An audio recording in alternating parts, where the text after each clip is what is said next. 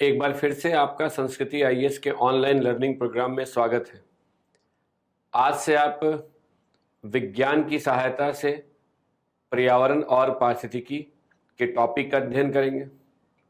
जैसा कि मैंने पहले भी डिस्कस करने के दौरान आपको यह समझाने का प्रयास किया था कि यूपीएससी के पाठ्यक्रम में अगर आप प्रारंभिक परीक्षा के पाठ्यक्रम को देखेंगे तो वहाँ स्पष्ट शब्दों में लिखा गया है कि इन्वायरमेंट और इकोलॉजी का किसी एक विषय से संबंध नहीं है, यानी इसके लिए आपको स्पेशलाइज स्टडी नहीं करनी है।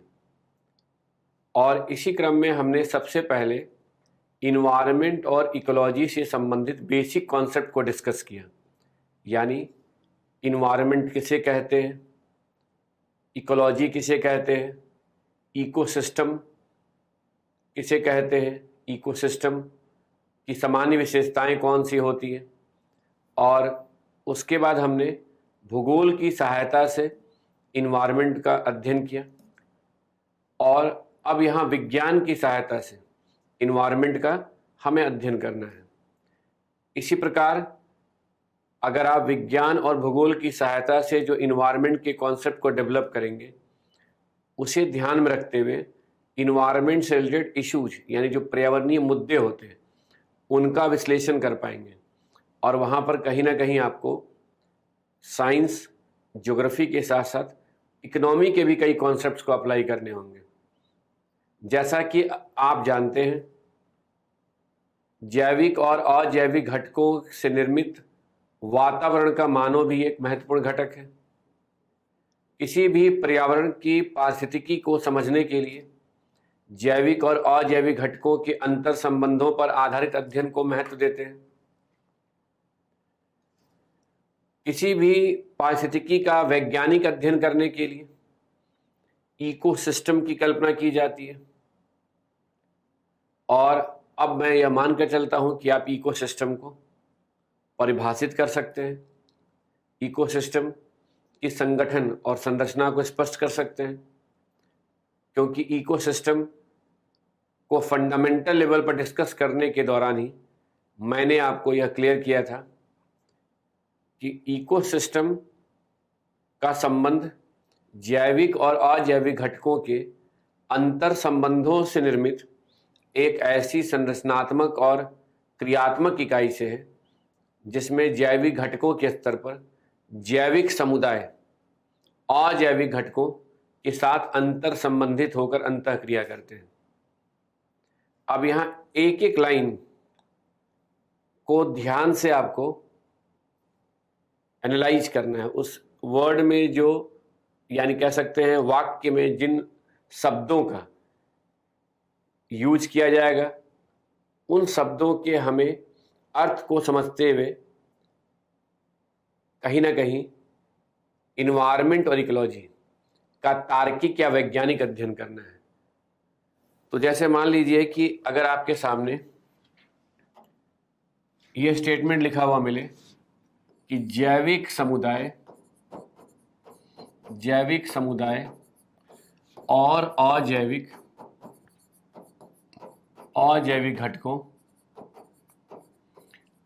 घटकों के अंतर संबंधों से निर्मित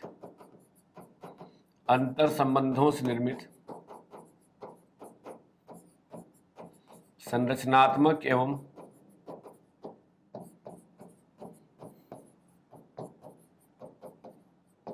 क्रियात्मक इकाई को इकोसिस्टम कहते हैं, पारिस्थितिकी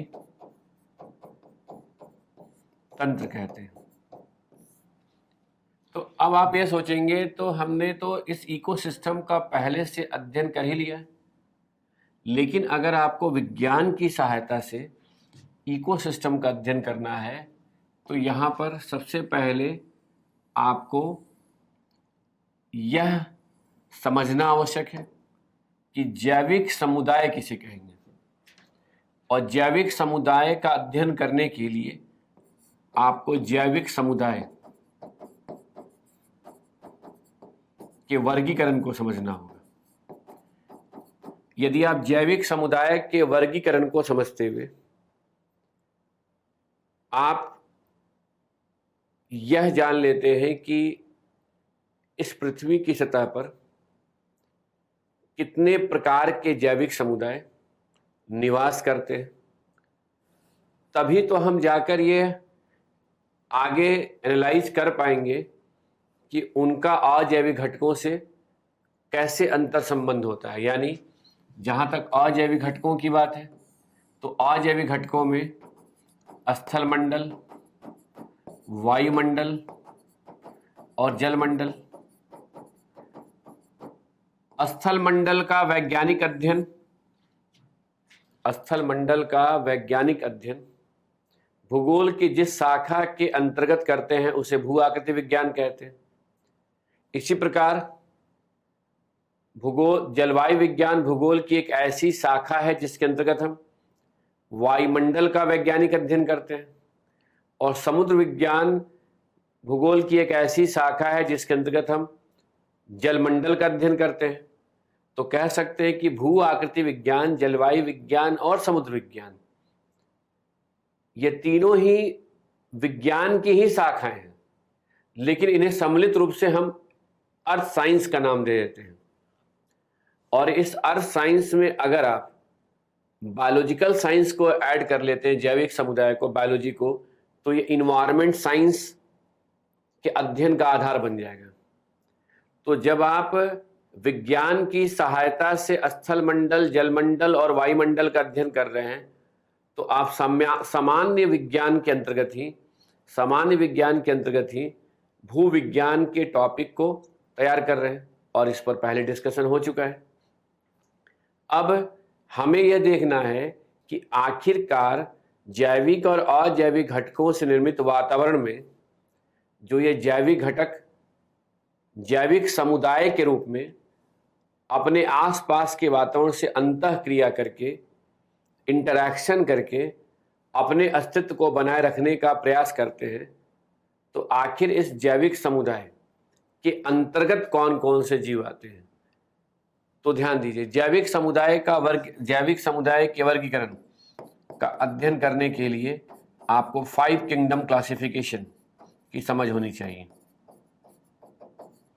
आगे बढ़ने के पहले मैं स्पष्ट कर दूं कि यहाँ आज के लेक्चर के डिस्कशन का मुख्य उद्देश्य है कि आपको इन्वायरमेंट साइंस से संबंधित इम्पॉर्टेंट टर्मिनोलॉजी या शब्दों से परिचित करा दूं, जिससे कि आने वाले लेक्चर में आपको समझने के स्तर पर कहीं कठिनाई ना हो, और साथ में आज के लेक्चर के माध्यम से आपको यह भी स्पष्ट हो जाए कि इन्वायरमेंट साइंस के चैप्टर को पढ़ते समय अर्थ साइंस के साथ साथ, यानी भू आकृति, जलवायु और समुद्र विज्ञान के साथ साथ जीव विज्ञान के, बायोलॉजी के कौन से चैप्टर को आप अगर साथ में लेकर चलेंगे तो साइंस, ज्योग्राफी और इन्वायरमेंट तीनों के बीच में जो एक लिंक है, जो इनके बीच में एक अंतर संबंध है, उनको समझना आपके लिए आसान हो जाएगा। और अल्टीमेटली आपका उद्देश्य भी होना चाहिए कि आप विषयों को तैयार करते समय इंटीग्रेटेड अप्रोच को डेवलप करके एक समान अध्ययन के दृष्टिकोण से आप अपनी समझ को विकसित करें, और जो यूपीएससी के सिलेबस की डिमांड है उसके अकॉर्डिंग आप तैयारी करें। तो इसलिए अगर आप जीव विज्ञान का अध्ययन कर रहे हैं तो जीव विज्ञान का अध्ययन करते समय 5 किंगडम क्लासिफिकेशन को बेसिक लेवल पर जान लेना आवश्यक है। अब कहाँ तक जानने की आवश्यकता है वह अभी आगे डिस्कशन के माध्यम से आपको या डिस्कशन के द्वारा स्पष्ट हो जाएगा। तो देखिए, जब 5 किंगडम क्लासिफिकेशन की बात करेंगे तो ये हमने पहले इंट्रोडक्टरी लेक्चर में भी आपको इस डायग्राम के द्वारा हिंट दिया था कि जब हम किसी भी किंगडम का अध्ययन करते हैं तो एक ही किंगडम में कई सारे फाइलम होते हैं, उस फाइलम में कई क्लास होते हैं, एक क्लास में कई ऑर्डर होते हैं, उस ऑर्डर में कई फैमिली होते हैं, एक फैमिली में कई जीनस होते हैं, और एक जीनस में कई स्पीशीज होते हैं, प्रजाति होते हैं। अगर हम अपने आप को ले लें तो हम जिस किंगडम से बिलोंग करते हैं वो एनिमल किंगडम है, यानी मानव जिस किंगडम से बिलोंग करता है वो एनिमल किंगडम है। एनिमल किंगडम के जिस फाइलम से बिलोंग करता है वो कॉर्डेटा है। कॉर्डेटा के जिस क्लास से बिलोंग करता है वो मैमल्स है। मैमल्स के जिस ऑर्डर से बिलोंग करता है वो प्राइमेट्स है। प्राइमेट्स के जिस फैमिली से बिलोंग करता है वो होमिनिड्स है। होमिनिड्स और होमिनिड्स फैमिली के जिस जीनस से बिलोंग करता है वो होमो है। और होमो के जिस स्पीशीज से बिलोंग करते हैं वो होमो सेपियंस सेपियंस है। तो ध्यान दीजिए कि यदि हम विज्ञान की सहायता से इन्वायरमेंट का अध्ययन करते हैं तो सबसे पहले तो हम अपनी पहचान को समझने का कोशिश करेंगे, यानी अपने आप को ट्रेस करना चाहेंगे कि इस इन्वायरमेंट में हमारी अपनी पहचान क्या है। तो जीव वैज्ञानिकों के अनुसार मानव समुदाय एनिमल किंगडम के कॉर्डेट्स के, मैमल्स के, प्राइमेट्स के, होमिनिड्स के जिस स्पीशीज से बिलोंग करता है वो होमो सेपियंस है। तो सोचिए, ये वर्ड बार बार यूज होता है, प्रजाति, स्पीशीज, लेकिन हम ये वर्ड यूज करने के पहले हमें इसकी समझ होनी चाहिए कि स्पीशीज जो है उसका रूट क्या है, कहां से वो स्पीशीज आया। तो स्पीशीज किसी न किसी किंगडम से बिलोंग करेगा और ये क्रम ध्यान में रखना है। अब इस क्रम को ध्यान में रखकर आप आगे आए तो 5 किंगडम क्लासिफिकेशन, यानी जिस क्लासिफिकेशन को आज सबसे अधिक एक्सेप्टेंस है और वह है 5 किंगडम क्लासिफिकेशन, यानी इस जैविक समुदाय को 5 किंगडम में वर्गीकृत किया गया है, जिसमें एक है मोनेरा, दूसरा है प्रोटिस्टा, तीसरा है कवक फंजाई, चौथा है प्लांटी और पांचवा है एनिमेलिया। यानी मोनेरा, प्रोटिस्टा, फंजाई, प्लांटी और एनिमेलिया। अब ध्यान दीजिएगा, जब आप मोनेरा, प्रोटिस्टा, फंजाई, प्लांटी और एनिमेलिया की बात कर रहे हैं तो इन सबको मिला दीजिए तो यह पृथ्वी पर रहने वाले जैविक समुदाय, ये पृथ्वी पर रहने वाले जैविक समुदाय हैं। इनमें जो मोनेरा है और प्रोटिस्टा है, ये दोनों ही एक कोशिकीय हैं। मोनेरा और प्रोटिस्टा एक कोशिकीय हैं। अब ध्यान दीजिएगा, अगर आप यह जानने का कोशिश करते हैं, यह जानना चाहते हैं कि कोशिका किसे कहते हैं, कोशिकांग क्या होता है, उत्तक क्या होता है, तो cell organelles, cell, tissue, organ system तक अगर आप अध्ययन कर रहे हैं तो ये कोर साइंस है। अगर आप यूनिसेलुलर एक कोशिकीय के साथ आप प्रोकैरियोट और यूकैरियोट का अध्ययन कर रहे हैं तो ये कोर साइंस है। यानी प्रोकैरियोटिक सेल किसे कहते हैं, यूकैरियोटिक सेल किसे कहते हैं, इसके बारे में जानने के लिए आपको जीव विज्ञान का अध्ययन करना पड़ेगा, साइटोलॉजी का अध्ययन करना पड़ेगा। तो आपके पास 2 विकल्प है। एक तो यह है कि आप इस टर्मिनोलॉजी को पढ़ते ही जीव विज्ञान के टॉपिक को साथ में पढ़ते चले। अगर आप पहले से पढ़े हुए तो उसे रिवाइज करते हुए चले। यानी यहां पर क्या है कि मोनेरा और प्रोटिस्टा दोनों ही एक कोशिकीय जीव है। एक प्रोकैरियोट है और दूसरा यूकैरियोट है। लेकिन उसके अलावा कवक, फंजाई, प्लांटी, एनिमेलिया जो है ये बहुकोशिकीय बहुकोशिकीय जीव हैं जो यूकैरियोट्स हैं। अब सोचिए, आपके सामने टॉपिक मिल गया कि सेल किसे कहते हैं, प्रोकैरियोटिक सेल किसे कहते हैं, यूकैरियोटिक सेल किसे कहते हैं। अब इस प्रश्न का जवाब मेरे से पूछिएगा तो मैं ये कहूँगा कि इन प्रश्नों का जवाब आप साइंस के क्लास के माध्यम से खोजिए। इन प्रश्नों का जवाब आप विज्ञान की किताबों से खोजने का प्रयास कीजिए। और इसकी जगह अगर आप आगे इन्वायरमेंट की तरफ जाएंगे तो कैसे इन्वायरमेंट का अध्ययन करते समय आपको किन किन बातों को ध्यान में रखना उसे देखिए। तो जैसे सबसे पहले 5 किंगडम क्लासिफिकेशन में, यानी जैविक समुदाय का अगर आप वर्गीकरण कर रहे हैं तो एक बात तो यहाँ तक से तो स्पष्ट हो गया कि स्टार्ट कहाँ से करना है आपको, किंगडम से। अगर आप फाइलम की तरफ जा रहे हैं, फाइलम से क्लास, ऑर्डर,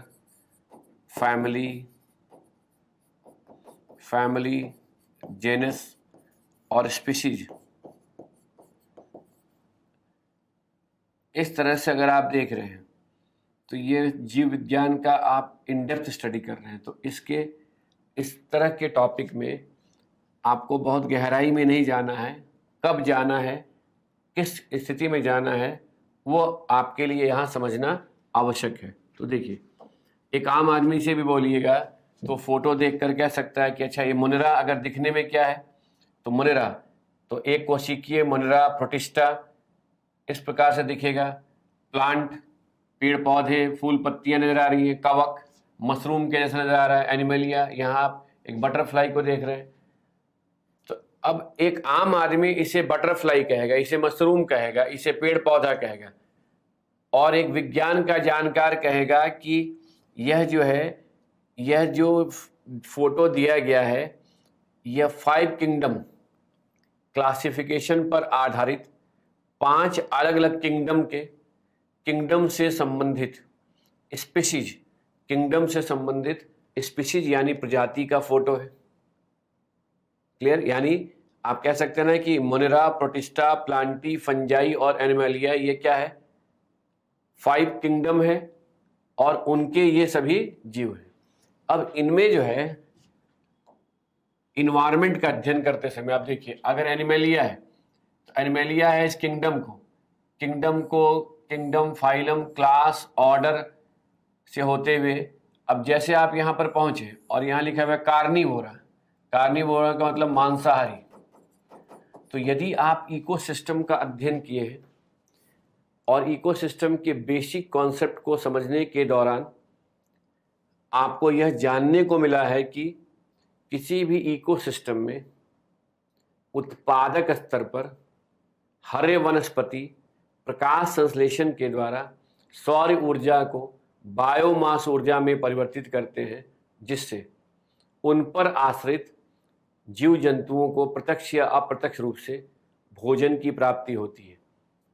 तो जो हरे वनस्पति पर आश्रित जीव जंतु होंगे, उनमें जो हरे वनस्पति पर प्रत्यक्ष रूप से आश्रित होगा वो शाकाहारी होंगे, और जो शाकाहारी जानवरों पर आश्रित होगा वो मांसाहारी होंगे।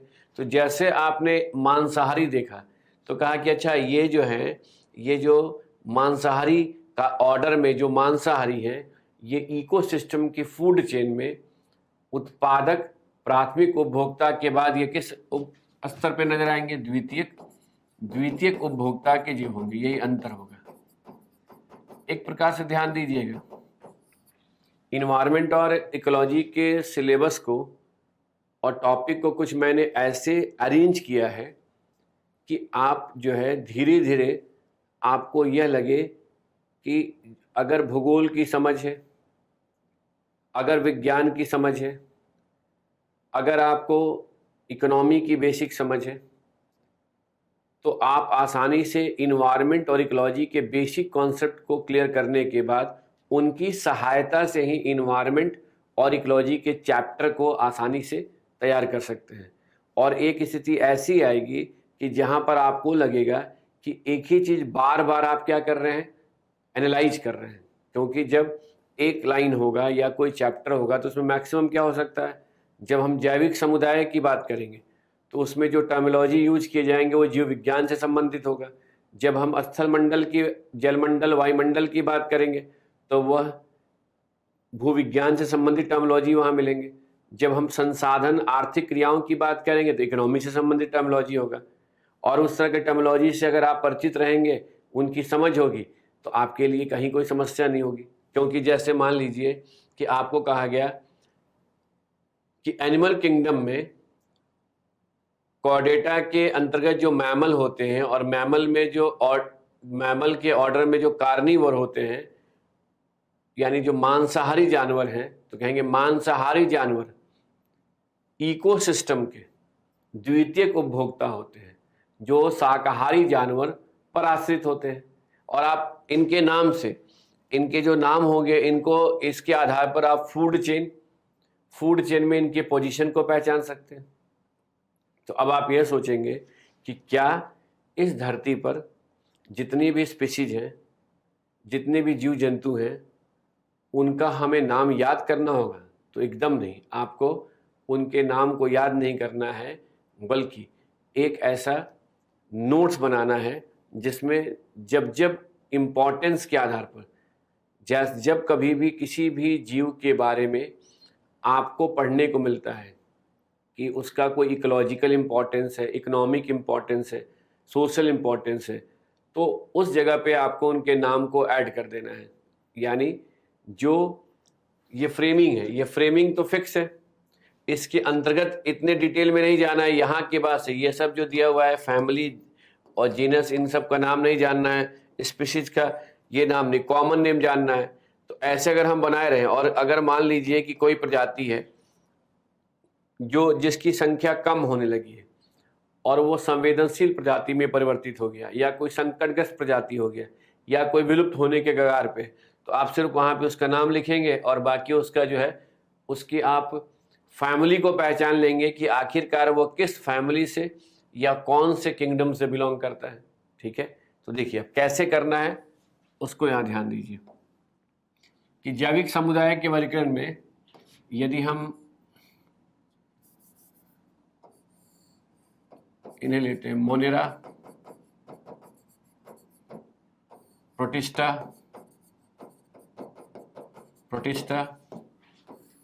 और फंजाई, कवक, इन दोनों के साथ कॉमन क्या है? तो ये दोनों ही यूनिसेलुलर यानी एक कोशिकीय। यह क्या है? यू कैरियोटिक है। इन दोनों के साथ कॉमन क्या है? ये दोनों यू कैरियोटिक है और मल्टी सेलुलर है, बहुकोशिकीय है। सॉरी, यू कैरियोटिक है क्योंकि यह मल्टी सेलुलर है, बहुकोशिकीय जीव। यह हो गया इनका साइंस। तो हमें इनके साइंस की तरफ नहीं जाना है, हमें इनके इन्वायरमेंट को समझना है। तो सबसे पहले प्रश्न उठेगा कि इनका हैबिटेट, इनका आवास क्या होगा? तो ये है इनका जो है मोनेरा, प्रोटिस्टा और कवक, ये किसी भी स्थान या क्षेत्र में मिल सकते हैं, किसी भी क्षेत्र में मिल सकते हैं। इनका कोई फिक्स हैबिटेट नहीं है। दूसरे नंबर पे जैसे हम इनके हैबिटेट के बाद आएंगे, तो हैबिटेट के बाद हर स्पीशीज की अपनी विशेषताएं होती है। तो अगर हम इनके इकोलॉजिकल इम्पोर्टेंस की बात करें, इनका पारिस्थितिकी महत्व क्या है, इकोलॉजिकल इम्पोर्टेंस, तो मोनेरा, प्रोटिस्टा, कवक, इन सभी को अगर हम इकोसिस्टम के दृष्टिकोण से देखें तो यह सभी कहीं ना कहीं सूक्ष्म जीव हैं। सूक्ष्म जीव होते हैं जो पारिस्थितिकी तंत्र के अपघटक होते हैं, डिकम्पोजर्स होते हैं। अब यहाँ यह भी ध्यान देना है कि पादप समुदाय के आने के पहले तक पादप समुदाय के आने के पहले तक ये सूक्ष्म जीव या अपघटक कार्बनिक पदार्थों का विघटन करके अन्य जीव जंतुओं को भोजन उपलब्ध कराते हैं। इस प्रकार की खाद्य श्रृंखला को, फूड चेन को डेट्रिटस फूड चेन कहते हैं। तो यहां पर अपर्ध खाद्य श्रृंखला, डेट्रिटस फूड चेन, जिसको हिंदी में आप कह सकते हैं अपर्ध खाद्य श्रृंखला। ये अपर्ध खाद्य श्रृंखला के एक प्रकार से कीस्टोन स्पीशीज होते हैं, कीस्टोन प्रजाति होते हैं। अब देखिए, ध्यान दीजिए, इन्वायरमेंट और इकोलॉजी के बेसिक कॉन्सेप्ट से संबंधित लेक्चर को तैयार करने के बाद अगर आपने इन्वायरमेंट ज्योग्राफी के भी लेक्चर को तैयार कर लिया है, पर्यावरण भूगोल के लेक्चर को तैयार कर लिया है, तो आप इन्वायरमेंट साइंस के टॉपिक का अध्ययन करें, क्योंकि यहाँ हमें विज्ञान से संबंधित शब्दावलियों को समझना है, लेकिन जिन शब्दावलियों को पहले से समझ चुके हैं उनका विश्लेषण करना है। तो जैसे अगर आपसे कहा गया कि मोनेरा, प्रोटिस्टा और कवक ये सभी सूक्ष्म जीव होते हैं जो पारिस्थितिकी तंत्र के अपघटक होते हैं। तो अपघटक यानी डिकम्पोजर्स का मतलब ही हुआ जो कार्बनिक पदार्थों का विघटन करते हो, डिकम्पोज करने का कार्य करते हो। और इस प्रकार के अपघटक उस समय कीस्टोन प्रजाति की भूमिका में रहते हैं, कीस्टोन प्रजाति की भूमिका में रहते हैं जब तक पारिस्थितिकी तंत्र का विकास नहीं हुआ होता है, जब तक पादप समुदाय का आगमन नहीं हुआ होता है, जब तक पादप समुदाय का आगमन नहीं हुआ होता है। वैसी खाद्य श्रृंखला को अपर्ध खाद्य श्रृंखला कहते हैं। लिखते चलिएगा कि वैसी खाद्य श्रृंखला को अपर्ध खाद्य श्रृंखला कहते हैं जिसमें सूक्ष्म जीव कार्बनिक पदार्थों का विघटन करके अन्य जीव जंतुओं को भोजन उपलब्ध कराते हैं। अब ध्यान दीजिए, जहां किसी भी प्रकार के जीव का अस्तित्व संभव नहीं होता है, जहां किसी प्रकार के जीव का वातावरण के साथ अनुकूलन कर पाना संभव नहीं होता है, वहां इस प्रकार के सूक्ष्म जीव का अस्तित्व होता है। आप इस टर्म से भी परिचित हैं, बायोटिक सक्सेशन से, जीवीय अनुक्रमण की प्रक्रिया से, क्योंकि जीवीय अनुक्रमण की प्रक्रिया का संबंध एक ऐसे अनुत्क्रमणीय प्रक्रिया से है, इरिवर्सिबल प्रोसेस से है, जिसके अंतर्गत पारिस्थितिकी तंत्र का विकास होता है। जीवीय अनुक्रमण की प्रक्रिया के प्रारंभ होने पर जिस समुदाय का, जैविक समुदाय का सबसे पहले आगमन होता है, उन्हें हम पायोनियर समुदाय कहते हैं, पायोनियर कम्युनिटी कहते हैं। तो जहां एक नवनिर्मित सतह होती है, वहां सबसे पहले ऐसे सूक्ष्म जीव का आगमन होता है। तो आप क्या कहेंगे, ये क्या हो सकते हैं? ये सभी, इनकी अगर हम बात करें तो ये सभी जीवीय अनुक्रमण की प्रक्रिया में, जीवीय अनुक्रमण की प्रक्रिया में पायोनियर समुदाय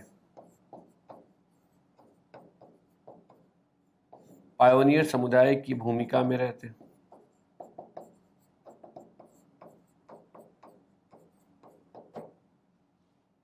पायोनियर समुदाय की भूमिका में रहते हैं। अब देखिए, अब एग्जाम्पल के लिए समझिए, क्या क्या मैं फिर से रिपीट कर रहा हूं। मोनेरा, प्रोटिस्टा और कवक, मोनेरा, प्रोटिस्टा और कवक किसी भी क्षेत्र में मिल सकते हैं। मोनेरा और प्रोटिस्टा एक कोशिकीय जीव है, एक कोशिकीय जीव होते हैं। कवक बहुकोशिकीय जीव होते हैं। ये पार्श्विकी तंत्र के अपघटक होते हैं, जो पादप समुदाय के आगमन के पहले तक अपर्द खाद्य श्रृंखला डेट्रिचस फूड चेन में कार्बनिक पदार्थों का विघटन करके अन्य जीव जंतुओं को भोजन उपलब्ध कराते हैं। इसलिए अपर्द खाद्य श्रृंखला में ये कीस्टोन प्रजाति की भूमिका में रहते हैं। जीवी अनुक्रमण की प्रक्रिया के प्रारंभ होने पर सबसे पहले इस प्रकार के ही सूक्ष्म जीवों का आगमन होता है, इसलिए इन्हें पायोनियर समुदाय भी कहते हैं। अब ध्यान दीजिए, अगर मोनेरा की बात करें, मोनेरा की बात करें तो सबसे पहले अगर इसके उदाहरण है बैक्टीरिया, माइकोप्लाज्मा, माइकोप्लाज्मा और साइनोबैक्टीरिया। अब इमेजिन कीजिए कि आपसे क्वेश्चन फ्रेम करने वाला कुछ ऐसे प्रश्न करे कि बैक्टीरिया, माइकोप्लाज्मा और साइनोबैक्टीरिया से संबंधित कौन सा स्टेटमेंट करेक्ट है या इनकरेक्ट है, तो पहला कहेगा कि ये एक कोशिकीय होते हैं, तो ये साइंस का स्टेटमेंट है। ये यूकैरियोटिक होते हैं, तो गलत होगा, कहेंगे प्रोकैरियोटिक होते हैं। ये अपघटक होते हैं, इन्वायरमेंट का है। ये कीस्टोन प्रजाति भी की भूमिका में भी रह सकते हैं, तो कहेंगे हाँ कुछ विशिष्ट परिस्थितियों में रह सकते हैं, कुछ विशिष्ट परिस्थितियों में रह सकते हैं। यह डेट्रिटस फूड चेन, ये अपर्द खाद्य श्रृंखला का निर्माण करते हैं, हाँ ये सही है। तो ऐसे इधर से आप पढ़ेंगे तो वही इंफॉर्मेशन आ गया। ठीक उसी प्रकार से अगर प्रोटिस्टा की अगर हम बात करें, प्रोटिस्टा तो प्रोटोजोआ, प्रोटोजोआ जिसका आपने अध्ययन किया होगा, अमीबा, यूग्लिना, इन सब का आपने अध्ययन किया होगा। आज भी अगर आप एनिमल किंगडम का अध्ययन करेंगे या क्लासिफिकेशन का अध्ययन करेंगे तो प्रोटोजोआ को एनिमल किंगडम में ही लिख दिया जाता है, लेकिन 5 किंगडम क्लासिफिकेशन में इसे प्रोटिस्टा में रखा गया है। इसके अलावा डायटम, डायटम, डायटम भी जो है एक प्रकार का अगर कहा जाए तो यह एक कोशिकीय यूकैरियोट होता है। इसे शैवाल से भी रिलेट करके देखा जाता है। जैसे यहाँ साइनोबैक्टीरिया है, ये जो साइनोबैक्टीरिया है इसे लोग ब्लू ग्रीन एल्गी का भी नाम दे देते हैं, यानी कहा जाता है, इसे लोग कह देते हैं कि बैक्टीरिया शैवाल का ही एक प्रकार है, प्रिमिटिव टाइप से। डायटम भी उसी प्रकार से एक ऐसा जीव है जो जहाँ पर भी कोई भी जीव मर जाता है, जहाँ कोई जीव मर जाता है वहाँ ये डायटम जाकर इकट्ठा होने लगता है और वो डेड ऑर्गेनिक मैटर को डिकम्पोज करना शुरू कर देता है। इसलिए पानी में यह आपको डायटम वहाँ मिलेगा जहाँ किसी जीव की मृत्यु हो जाती है।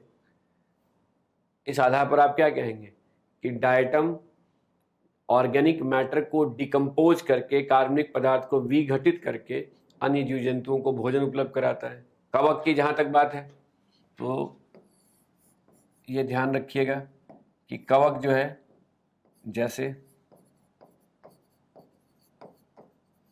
मशरूम है, इसका सबसे बेहतर उदाहरण है कवक का।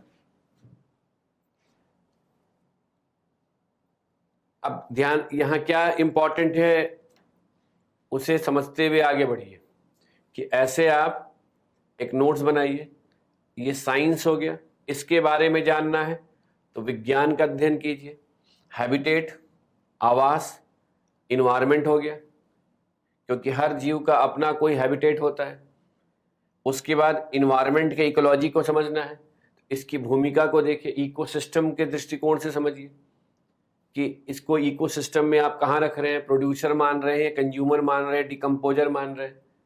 तो एक डेवलप्ड इकोसिस्टम में डिकम्पोजर है, और इकोसिस्टम के डेवलप होने के पहले जो है ये प्रोड्यूसर तो नहीं, लेकिन ये भोजन को उपलब्ध कराने वाला एक जीव भी है। और उसके बाद आप इसका नाम लिख दिए। अब आगे जब मैं टॉपिक डिस्कस करूंगा तो बहुत सारे आपको ऐसे नाम जानने को मिलेंगे जिसका अपना वहाँ इकोलॉजिकल इम्पोर्टेंस होगा। तो वहाँ से जो नाम आप देखिएगा, पढ़िएगा, उसको यहाँ लाके अपने लिस्ट में ऐड करते रहिए। और किस कारण से वो इम्पोर्टेंट है वो तो आप वहाँ पढ़ रहे हैं, और ये किस फैमिली से बिलोंग कर रहा है उसके साइंस को समझने के लिए, साइंस से लिंक बनाने के लिए यहाँ ऐड कर लीजिए। इसी प्रकार से अगर आप जैविक समुदाय के वर्गीकरण में प्लांटी को लेते हैं, प्लांटी कहें या प्लांट किंगडम,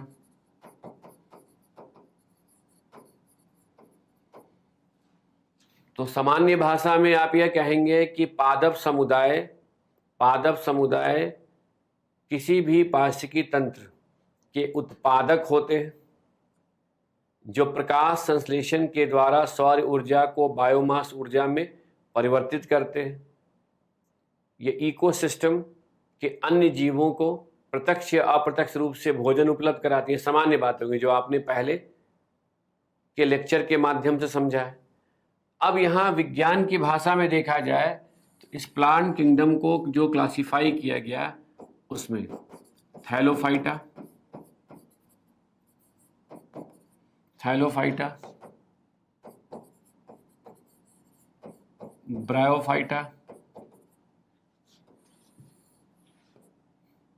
ब्रायोफाइटा के बाद टेरिडोफाइटा,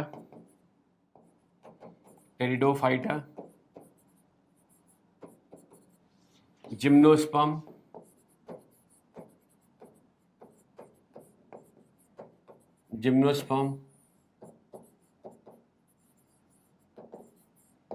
और एंजियोस्पर्म।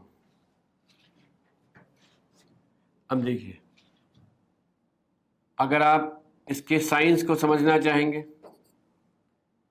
तो थैलोफाइटा जो है इसमें, यानी ये थैला के समान होता है। इस प्रकार के पादप समुदाय में पत्तियों, तनाव और रूट्स, जड़ों को विभेद नहीं किया जा सकता है। पत्तियों, उनकी तनाएं जो होती हैं, और जड़ों को डिफ्रेंशिएट नहीं कर सकते हैं। और वहीं ब्रायोफाइटा में पत्तियों और तनाव को विभेद किया जा सकता है। टेरिडोफाइटा में से लेकर टेरिडोफाइटा, जिम्नोस्पर्म, एंजियोस्पर्म, इन तीनों में पत्तियों, तनाव और जड़ों को आसानी से डिफ्रेंशिएट कर सकते हैं, विभेद किया जा सकता है। देखिए, ध्यान दीजिएगा, मेरे पास दो ही विकल्प हैं। एक तो यह है कि मैं बोल दूं कि आप पढ़े होंगे, आप जानते होंगे। इसमें जो पढ़े होंगे वो हो सकता है कि मैं ऐसा नाम यूज करूं तो बोले अच्छा है मैं जानता हूं। उनके साथ भी ये हो सके कि जो मैं कहूं कि आपको यहाँ सोचना है वो आप यहाँ रिकॉल ना कर पाए। इसलिए पढ़ने वालों के लिए भी जिस टॉपिक को आप पढ़ चुके हैं उनमें से कौन से ऐसे पॉइंट हैं जिनको ध्यान में रखते हुए आप किसी दूसरे चैप्टर या सब्जेक्ट को तैयार कर सकते हैं, उसे यहाँ समझते हुए चलना है, उसे यहाँ पर समझते हुए चलना है। इसके डिटेल में जाइएगा तो ये साइंस की बात होगी। जैसे अगर कहा जाए कि थैलोफाइटा और ब्रायोफाइटा है, इनमें जाइलम, फ्लोएम एब्सेंट होते हैं, अनुपस्थित होते हैं, और इनमें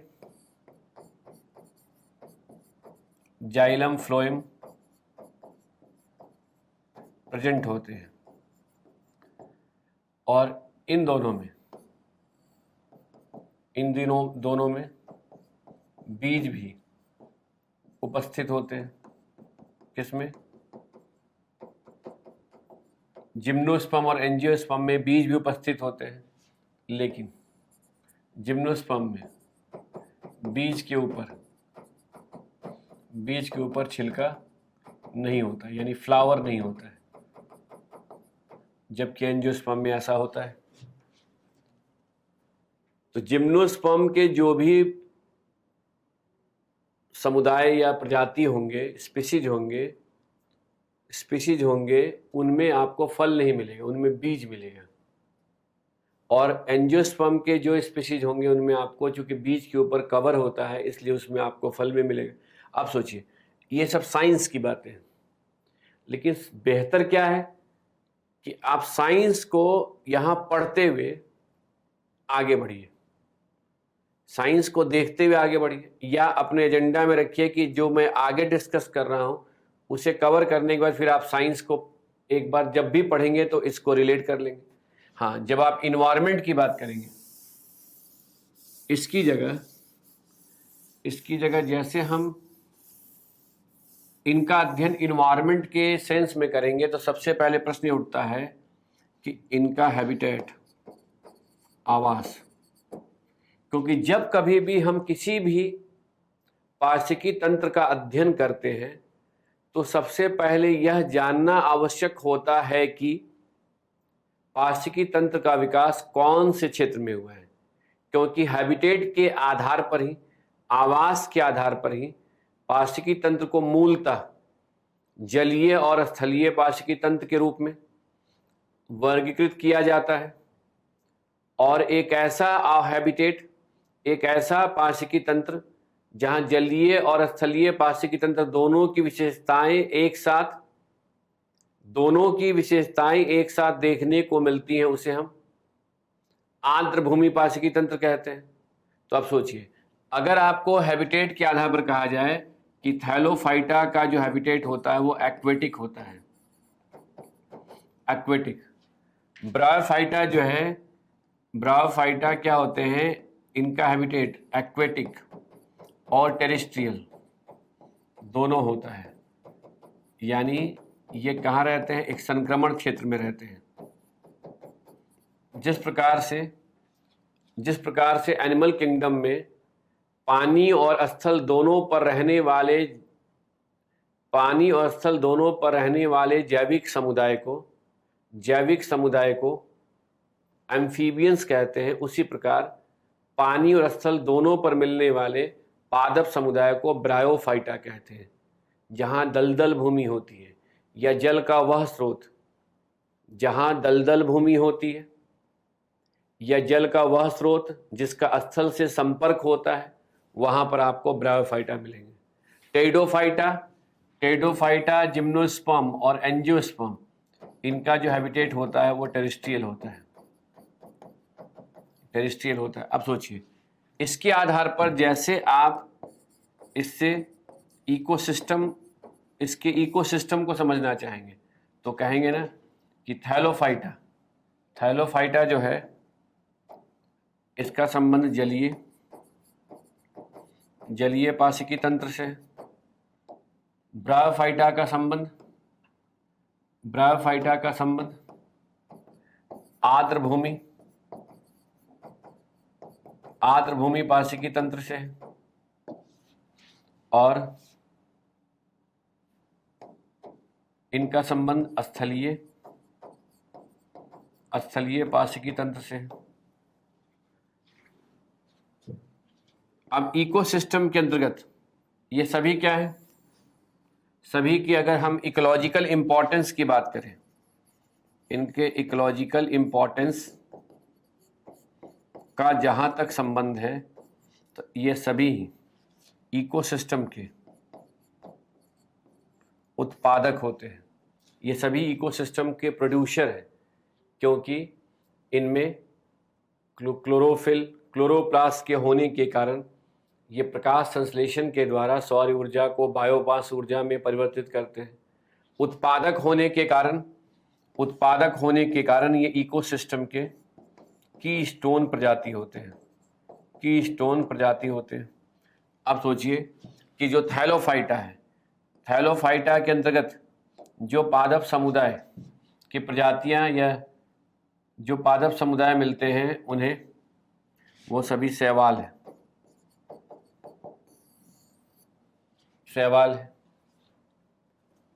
ब्रायोफाइटा हाइड्रोफाइट्स मिलेंगे। टेरिडोफाइटा की अगर हम बात, जैसे अगर ब्रायोफाइटा की बात करें तो मॉसेस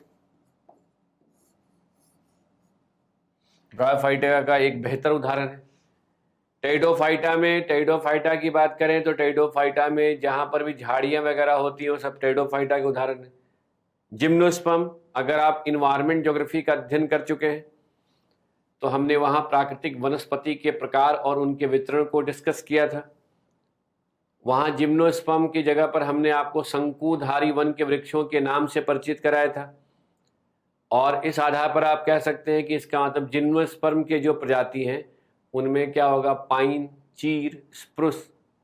एंजियोस्पर्म में जो ट्रॉपिकल या टेम्परेट उष्णकटिबंधीय या समशीतोष्ण वन के जो वृक्ष मिलते हैं, प्रजातियां मिलती है, वो होंगे। इनका भी आगे आपको नाम जानने को मिलेगा जब आप बायोम का अध्ययन करेंगे।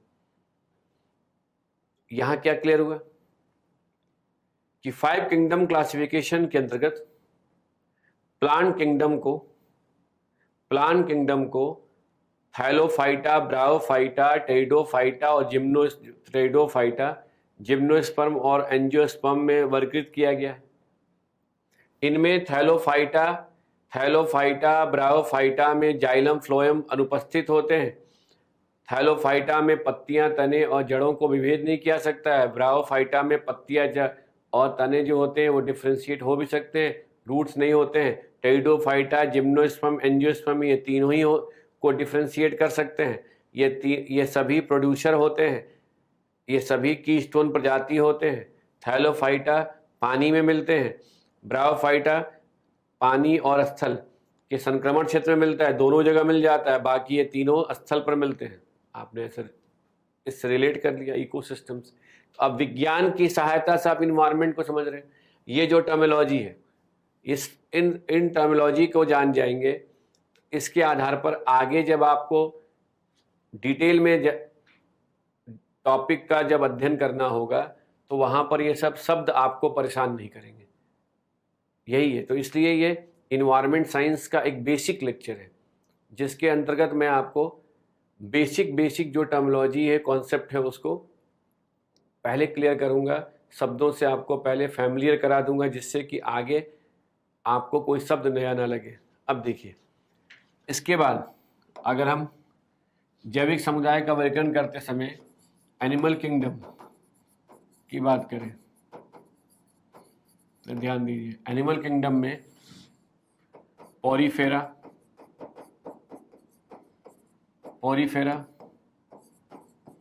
सिलेंट्रेटा,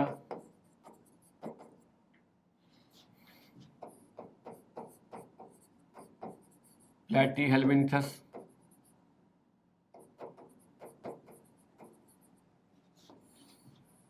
एस्केल्मिन्थस,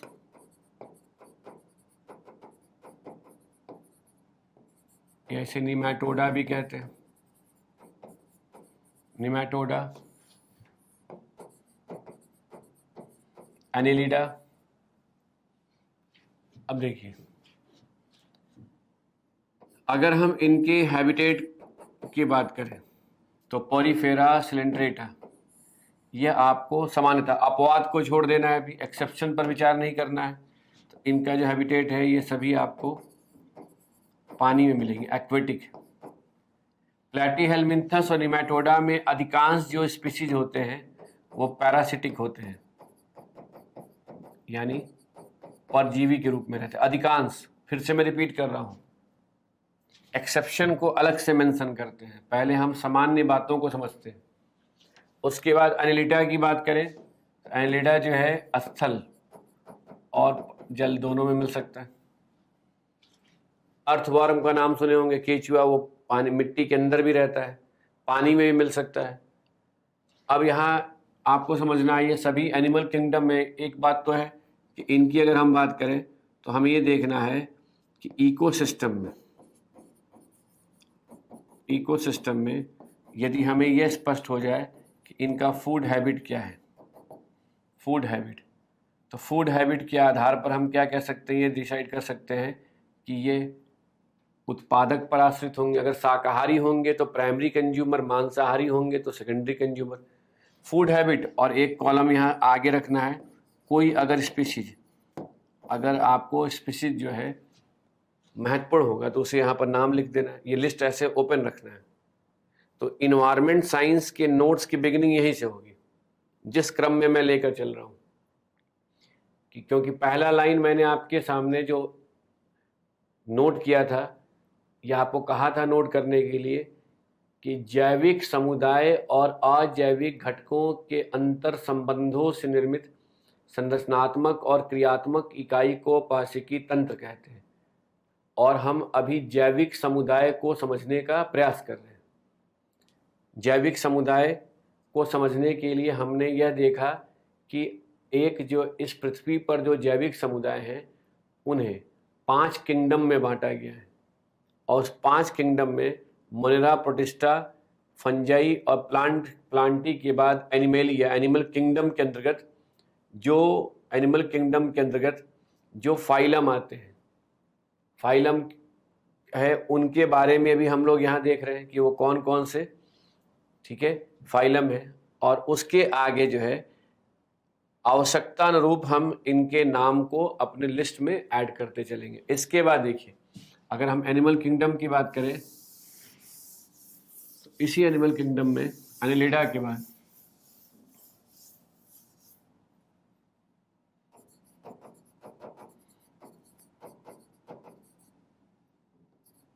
एनिमल किंगडम के जो फाइलम है उसमें मोलस्का,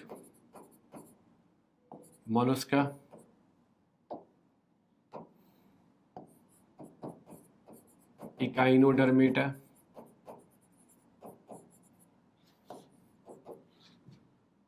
आर्थ्रोपोडा,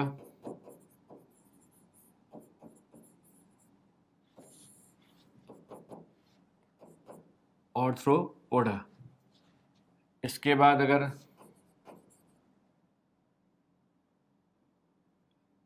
यदि कॉर्डेटा की बात करें तो उनमें एम्फीबियंस,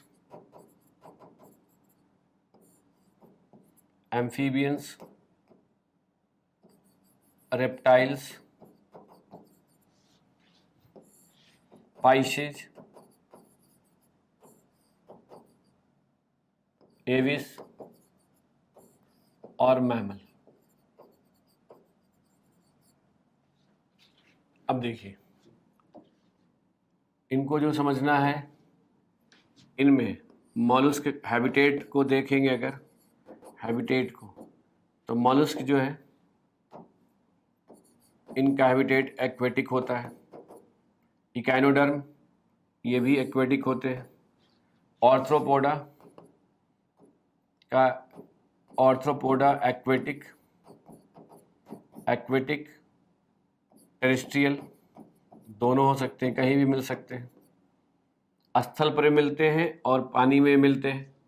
एम्फीबियंस का एक्वेटिक, एम्फीबियंस जो होते हैं ये एक ही प्रजाति पानी और स्थल दोनों पे रह सकता है, इसलिए इसे एम्फीबियंस कहते हैं, यानी इनका हैबिटेट एक्वेटिक एंड टेरेस्ट्रियल होता है।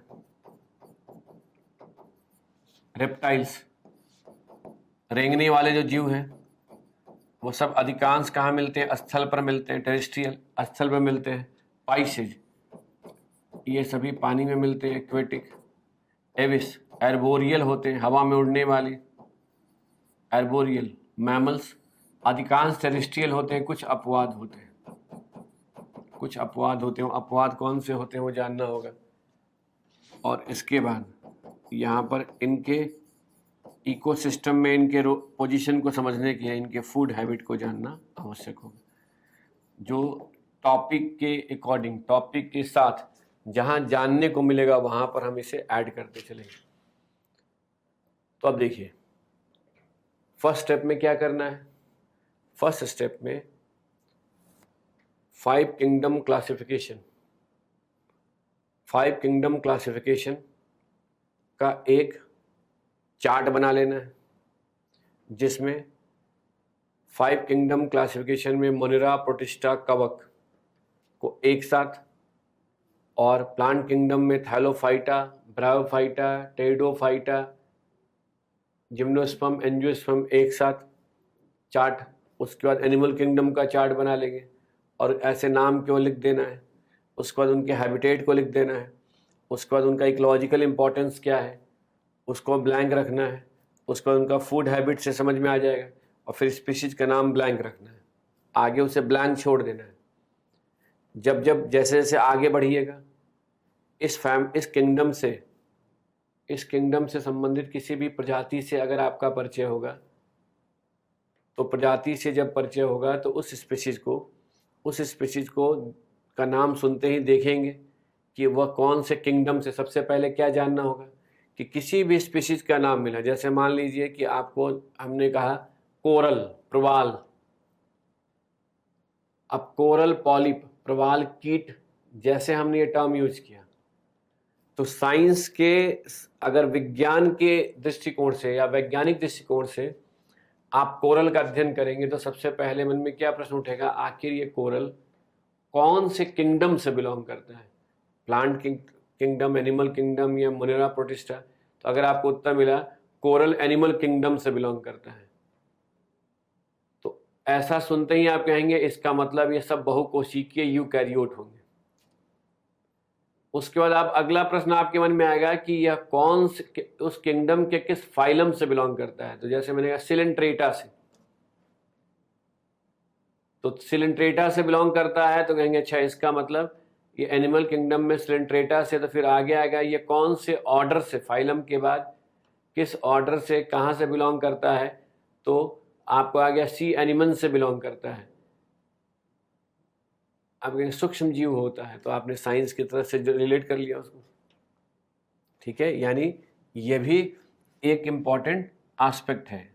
अब इसके बाद ध्यान दीजिए कि अगर हम यह कहते हैं कि जैविक समुदाय अपने आसपास के वातावरण के साथ, अंतर संबंधित होकर अंतः क्रियाओं के द्वारा अपने अस्तित्व को बनाए रखने का प्रयास करता है, तो किसी भी जैविक समुदाय की किसी भी प्रजाति को या प्रजाति के द्वारा अपने अस्तित्व को बनाए रखने के लिए वातावरण के साथ समायोजन करना पड़ता है, अनुकूलन करना पड़ता है। तो क्या यहां महत्वपूर्ण है कि जैविक समुदाय के किसी भी प्रजाति का जीव अगर वातावरण के साथ अपने आप को एडजस्ट नहीं कर पाता है, यानी वातावरण के साथ समायोजन नहीं कर पाता है, तो वह कहीं ना कहीं संकट की स्थिति में आ जाता है। उसके विलुप्त होने की संभावनाएं क्या हो जाती है, बढ़ जाती है। इसलिए जैविक समुदाय प्राकृतिक वातावरण के साथ समायोजन करके अपने नीश को क्रिएट करने का कोशिश करता है। तो ये भी मैंने डिस्कस किया था, हैबिटेट और निकेत में क्या डिफरेंस होता है। हैबिटेट एक फिजिकल स्पेस है, एक ऐसा भौगोलिक प्रदेश है जिसमें कई सारे निकेत होते हैं, नीस होता है, और हर प्रजाति के, किसी भी प्रजाति का अपना एक निकेत होता है, जहां वो वातावरण के साथ क्रियात्मक संबंधों को स्थापित करके, फंक्शनल रिलेशन को स्थापित करके अपने अस्तित्व को बनाए रखने का प्रयास करता है। तो अब यहां अगला पार्ट क्या है उसको समझना है कि जैविक समुदाय प्राकृतिक पर्यावरण के साथ आखिरकार समायोजन कैसे करता है। तो समायोजन करते समय उसके पास कई सारे जो है विकल्प होते हैं, जैसे लिविंग टुगेदर, समूह में रहना, दूसरा ऑप्शन होता है माइग्रेशन, हिंदी में कह सकते हैं प्रवसन। तीसरा उसके पास जो ऑप्शन विकल्प होता है वह है फ्लाइट करना, फ्लाइट यानी उड़ने की क्षमता। इसके अलावा उसके पास होता है हाइबरनेशन, जिसको कहते हैं शीत निद्रा। हिंदी में लोग शीत निद्रा कह देते हैं, लेकिन इसका मतलब अलग होता है। उसके बाद है कैमाफ्लॉज, जिसके लिए लोग बोलचाल की भाषा में कहते हैं कि गिरगिट के जैसा रंग क्यों बदल रहे हो। उसके बाद जो है आर्टिफिशियल बिगनेस। इसके अलावा है रिसोर्स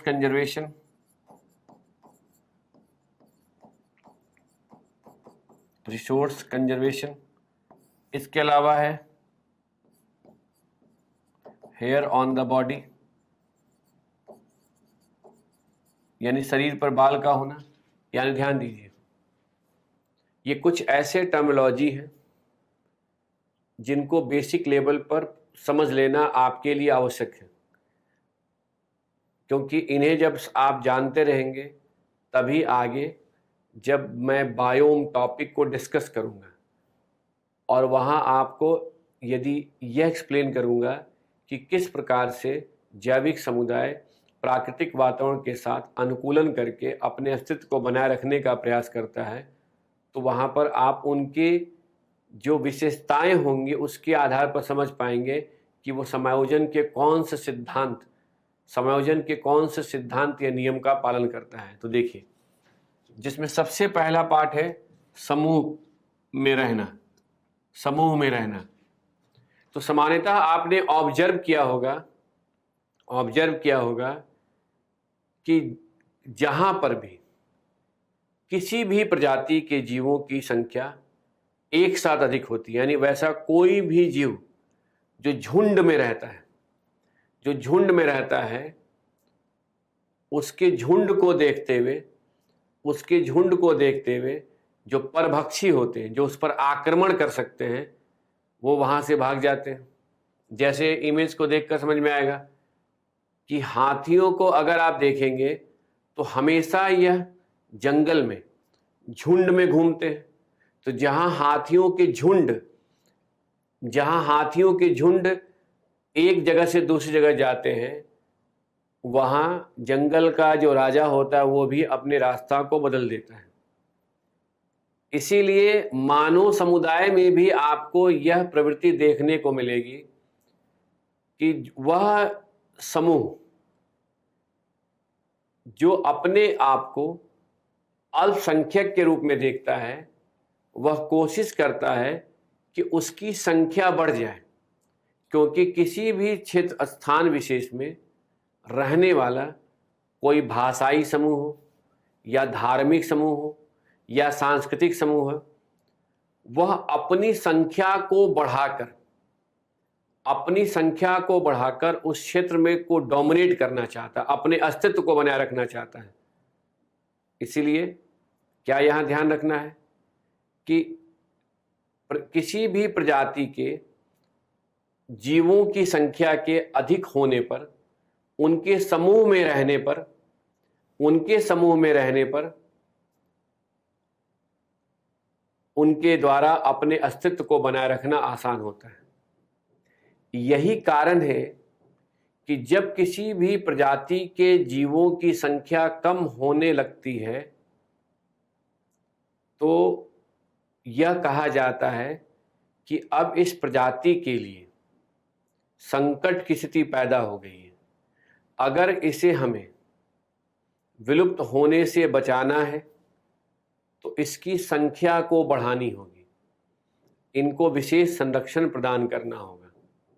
तो ऑब्जर्व जो आप करते होंगे उस अब इन्वायरमेंट के सेंस में देखिए कि सबसे बेहतर तरीका है परभक्षियों से बचने के लिए, उनसे बचने के लिए जो आप पर आक्रमण करके आप पर जो है अपने प्रभाव को स्थापित करना चाहे, अपने नियंत्रण में करना चाहे। तो जब आप झुंड में रहेंगे तो आपके लिए सामने वाले से प्रतिस्पर्धा, compete करना आसान हो जाएगा। तो जैसे इसका उदाहरण हम देखिए, हाथियों की झुंड को देखा होगा, वैसे ही आप जब भी ऐसे जेब्रा को देखेंगे तो ऐसे झुंड में ये दिखाई देते हैं। और जब झुंड में दिखाई देते हैं तो दूर से, चूंकि इनके शरीर पर ऐसे धारियां बनी होती हैं और वो इस प्रकार से एक साथ झुंड में खड़ा होते हैं कि दूर से बाघ या शेर जब इनको देखता है तो उनको ऐसा लगता है कि कोई बहुत बड़ा यानी विशालकाय जानवर जो है वहां खड़ा है और उसे देखकर वो भाग जाता है। तो इनके एक साथ झुंड में रहने के कारण ही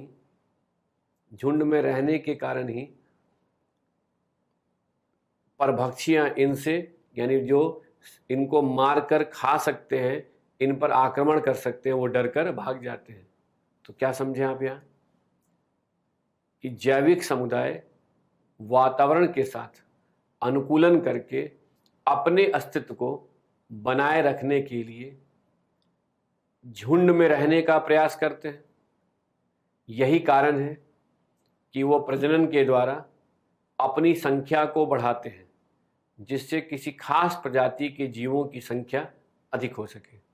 यह एक था समायोजन का सिद्धांत। दूसरा देखिए क्या है, वह है माइग्रेशन, प्रवसन। तो वैसा कोई भी जीव कहे, प्रजाति कहे, स्पीशीज के जीव कहे, जिनमें एक जगह से दूसरी जगह जाने की क्षमता होती है, यानी माइग्रेट करने की क्षमता होती है, जो मूव कर सकते हैं, तो वैसे जीव जो है यानी प्रवसन के द्वारा, माइग्रेशन के द्वारा जीव प्राकृतिक दशाओं के प्रतिकूल होने पर एक स्थान से दूसरे स्थान पर चले जाते हैं। उदाहरण में पहले मानव समुदाय से संबंधित दूंगा क्योंकि मानव भी इस वातावरण का एक घटक है। तो एक टर्म से अगर आप परिचित होंगे, ट्रांसह्यूमंस को लोग हिंदी में ट्रांसलेट कर देते हैं, इसका मीनिंग निकालते हैं ऋतु प्रवसन, सीजनल माइग्रेशन। तो जनजातीय समुदाय जो पशुओं के झुंड के साथ एक जगह से दूसरी जगह जाते हैं, वैसे ही समुदाय जब गर्मी का मौसम होता है तो वह मैदानी क्षेत्र से पर्वतीय क्षेत्र की ओर चले जाते हैं, अपेक्षाकृत कम तापमान वाले पर्वतीय क्षेत्र की ओर चले जाते हैं। और ठंड का मौसम होने पर यानी शीत ऋतु के समय वो पर्वतीय क्षेत्र से यानी कम तापमान वाले पर्वतीय क्षेत्र से अपेक्षाकृत अधिक तापमान वाले मैदानी प्रदेश में आ जाते हैं। इस प्रकार के ऋतु प्रवसन को ही ट्रांसह्यूमंस कहते हैं और ऋतु प्रवासियों को ट्रांसह्यूमन कहते हैं। आप सोचिए, ये बेस्ट एग्जाम्पल है माइग्रेशन का मानव समुदाय में। किस पर? किससे संबंधित? कि प्राकृतिक वातावरण के साथ अनुकूलन करने के लिए, प्राकृतिक वातावरण के साथ अनुकूलन करके अपने अस्तित्व को बनाए रखने के लिए मानव समुदाय पशुओं के झुंड के साथ एक जगह से दूसरी जगह मूव करते रहते हैं, जिससे उनके लिए कभी भी प्राकृतिक दशाएं प्रतिकूल ना हो। ठीक इसी प्रकार से टुंड्रा जलवायु प्रदेश का आप नाम सुने, जहां बर्फ जमा रहता है। अगर इस प्रकार के जलवायु प्रदेश में ठंड के समय तापमान जब बहुत कम हो जाता है, तो जिस जीव के द्वारा माइग्रेट करके एक जगह से दूसरी जगह जाने की क्षमता होती है, वो क्या करते हैं, उस कम तापमान वाले टुंड्रा जलवायु प्रदेश से अपेक्षाकृत अधिक तापमान वाले साइबेरियन तुल्य जलवायु प्रदेश की ओर आ जाते हैं। सोचिए, ये क्या है? माइग्रेशन।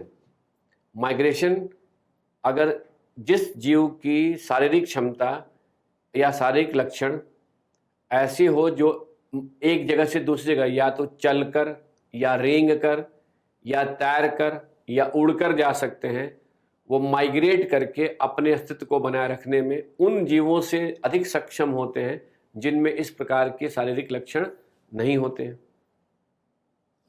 ठीक है, जैसे पानी में रहने वाले जीवों में, मछलियों में तैरने की क्षमता होती है, तो मछलियां जो मछलियां बड़ी होती हैं, जो जिनमें तैरने की क्षमता अधिक होती है, वो आसानी से अपने एक क्षेत्र से दूसरे क्षेत्र में जाकर अपने अस्तित्व को बनाए रखने का प्रयास करती है। अब सोचिए, इसके बाद अगर आप देखिएगा तो ये जो आपके सामने बर्ड का फिगर है, यह आर्कटिक टर्न है, आर्कटिक टर्न। और जैसा कि आप जानते हैं कि पक्षियों में उड़ने की क्षमता होती है, ये उड़कर कहीं भी जा सकती है। आर्कटिक टर्न, TERN, टर्न पक्षियों की ऐसी प्रजाति है जो सबसे लंबी दूरी तय करने की क्षमता रखती है। इमेजिन कीजिए कि यह शीत ऋतु के समय नॉर्थ पोल से, यानी जो आर्कटिक महासागर है वहां से यह उड़ते हुए, जब ठंड का मौसम आता है तो ये नॉर्थ पोल से उड़कर साउथ पोल तक पहुंच जाती है। और फिर जब साउथ पोल यानी अंटार्कटिका के पास ठंड का मौसम होता है, तो फिर वहां से उड़कर जो है ये कहां पहुंच जाती है? नॉर्थ पोल, आर्कटिक महासागर की ओर। यानी आर्कटिक टर्न जो है वर्ल्ड में, यानी इस पृथ्वी पर लॉन्गेस्ट माइग्रेशन का एग्जाम्पल है। सबसे लंबी दूरी तक माइग्रेट करने वाली पक्षी है। अब सोचिए, इसके मैप से आप अनुमान लगा सकते हैं, इस मैप से, कि यह यहाँ से, ये पक्षी जो है इस जगह से माइग्रेट करते हुए देखिए, करते हुए कहाँ आती है? माइग्रेट करते हुए इस जगह यहाँ पहुँची। इधर से माइग्रेट करते हुए कहाँ पहुँच रही है? दक्षिणी ध्रुव के पास। इधर से माइग्रेट करते हुए दक्षिणी ध्रुव के पास। इधर से फिर माइग्रेट करते हुए कहाँ पहुँच रही है? दक्षिणी ध्रुव के पास। ये ऐसे इसका माइग्रेशन का ट्रेंड है। तो सोचिए, जब यहाँ ठंड का मौसम होता है, शीत ऋतु का, तो यहाँ इस तरफ यहाँ क्या होता है? ग्रीष्म ऋतु का मौसम होता है, इसलिए माइग्रेट करती है। और ठीक रिवर्स ट्रेंड कब हो जाता है? जब यहाँ ठंड तो यहाँ गर्मी, तो फिर ये माइग्रेट करके वापस आर्कटिक महासागर की ओर पहुंच जाती है।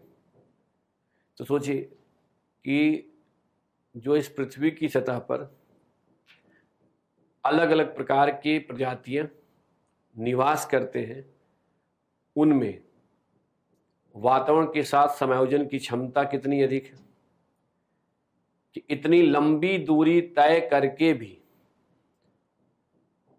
प्रजातियां अपने अस्तित्व को, स्पीशीज अपने अस्तित्व को बनाए रखने का प्रयास करते हैं। अब सोचिए, माइग्रेशन के बाद अगर बात की जाए तो प्राकृतिक वातावरण के साथ समायोजन के लिए हाइबरनेशन,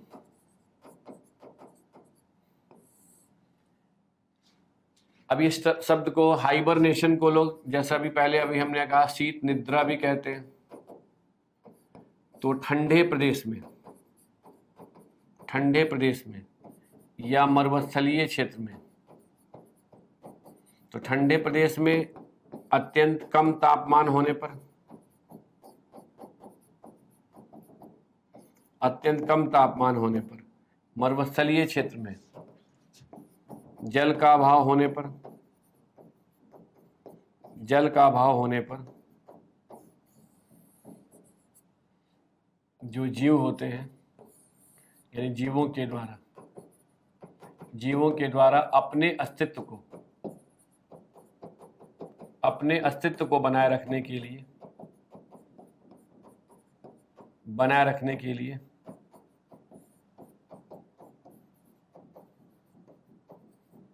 हाइबरनेट करना पड़ता है।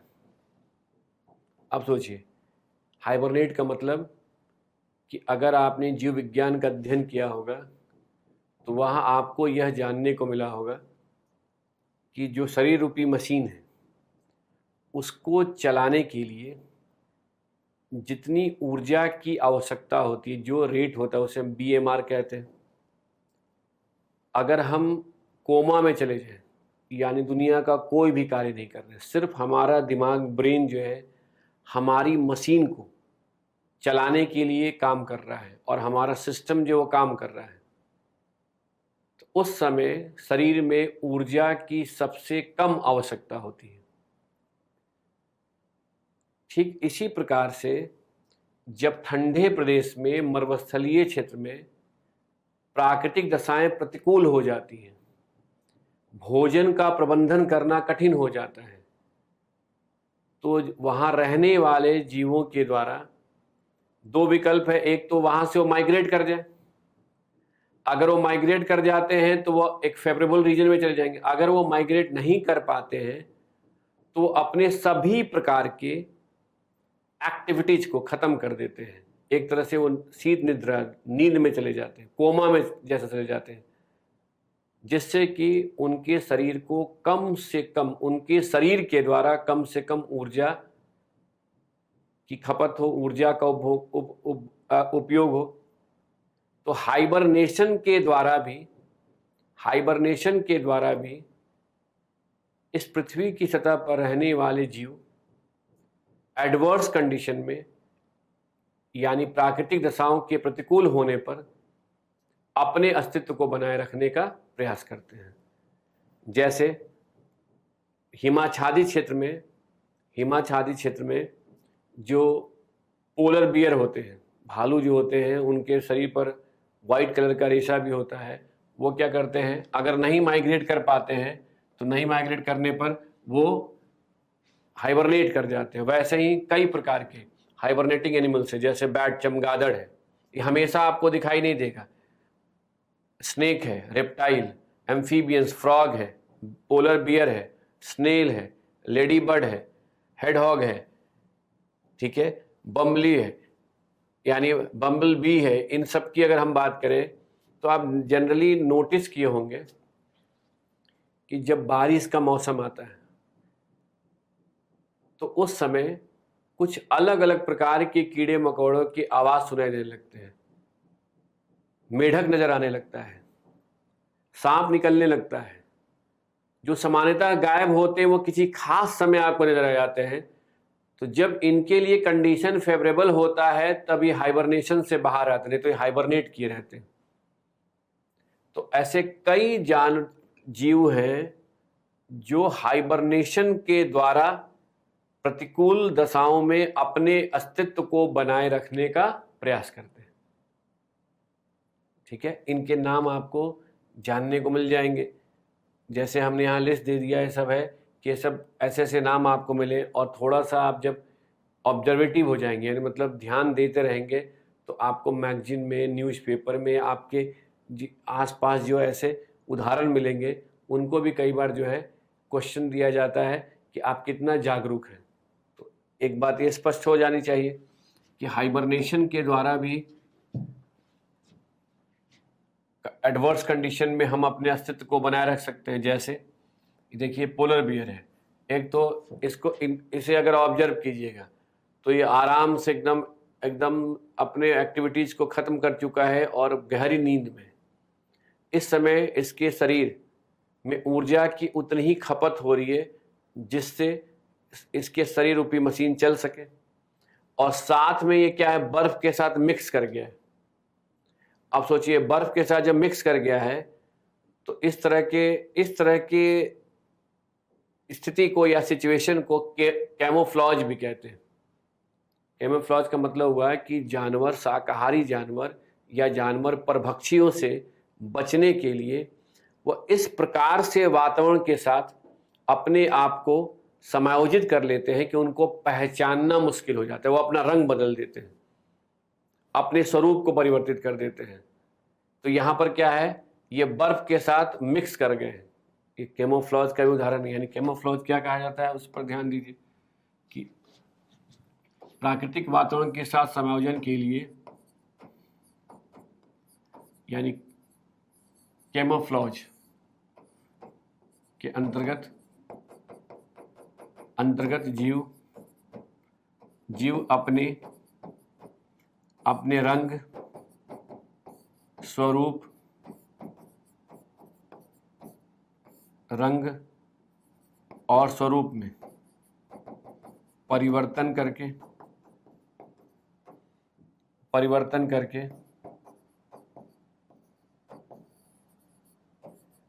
परभक्षी से, यानी प्रीडेटर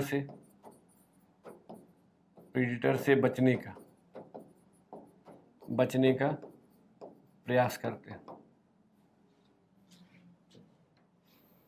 ठीक है, तो जैसा अभी हमने कहा ना कि लोग कहते हैं ना, क्यों गिरगिट के जैसा रंग बदल रहे हो। तो गिरगिट जो है, कैमेलियन गिरगिट की अगर हम बात करें तो अपने रंग को ऐसे बदल लेता है जिससे कि उसको पहचान पाना मुश्किल होता है। वैसे ही देखिए, अगर आप यहाँ पर कई ऐसे उदाहरण मिलेंगे। इमेजिन कीजिए, यह एक ऐसा फोटो है जिसमें ये वृक्ष की शाखा दिखाई दी जा रही है, और इसी वृक्ष के अंदर में यह जो है, इस जगह पर ये आउल है जो जिसको पहचान पाना मुश्किल है। तो ये आउल क्या किया, कैमोफ्लॉज कर लिया, किसके साथ, पेड़ के साथ। अब इस तरह से अपने आप को, अपने शेप को, स्वरूप को बदल लिया है कि परभक्षी के द्वारा इसे पहचान पाना मुश्किल है कि यहाँ पर कोई जानवर भी है। ठीक है, इसे ही कहते हैं कैमोफ्लॉज। यहाँ देखिए, यह पेड़ की शाखा है। अब इस पेड़ की शाखा के साथ, इसके साथ यहाँ पर एक ऐसा आपको कैमेलियन गिरगिट जो है, उसने अपने रंग को ऐसा बदल दिया है इस जगह पर कि उसको पहचान पाना आपके लिए मुश्किल है। ठीक है, तो क्या समझा आपने? समूह में रहकर जहां कोई जीव अपने अस्तित्व को बनाए रख सकता है, परभक्षियों का सामना कर सकता है, वहीं प्राकृतिक दशाओं के प्रतिकूल होने पर जीव एक स्थान से दूसरे स्थान पर माइग्रेट कर सकते हैं। पक्षियों में उड़ने की क्षमता अधिक होने के कारण उनमें वातावरण के साथ समायोजन की क्षमता भी अधिक होती है। इसलिए इस पृथ्वी की सतह पर पक्षियों की प्रजातियां भी बहुत अधिक हैं। और जब पक्षियों की प्रजातियां जो हैं, जब इनकी प्रजातियों की संख्या में कमी आने लगती है, तो कहा जाता है कि एक ऐसे जीव की प्रजाति जिनके द्वारा वातावरण के साथ समायोजन करना आसान है, अगर उनके लिए संकट है, इसका मतलब ये ग्लोबल लेवल पर जलवायु परिवर्तन हो रहा है, कंडीशन एडवर्स हो रहा है। हाइबरनेट करके भी एडवर्स कंडीशन में जीव अपने अस्तित्व को बनाए रख सकते हैं। अपने रंग और स्वरूप को परिवर्तित करके भी वो कैमोफ्लॉज के द्वारा भी परभक्षी से बच सकते हैं। उसके बाद देखिए, इसके बाद अगर कहा जाए तो प्राकृतिक वातावरण के साथ समायोजन के लिए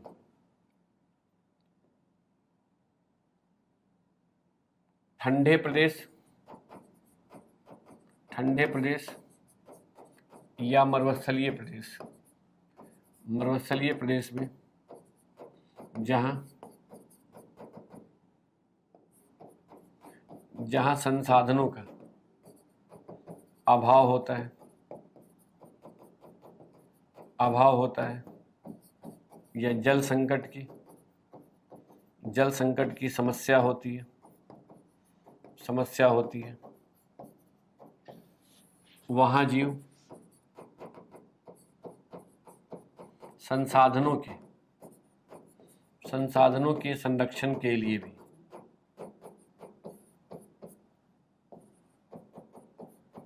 शारीरिक लक्षणों को विकसित करते हैं, डेवलप करते हैं।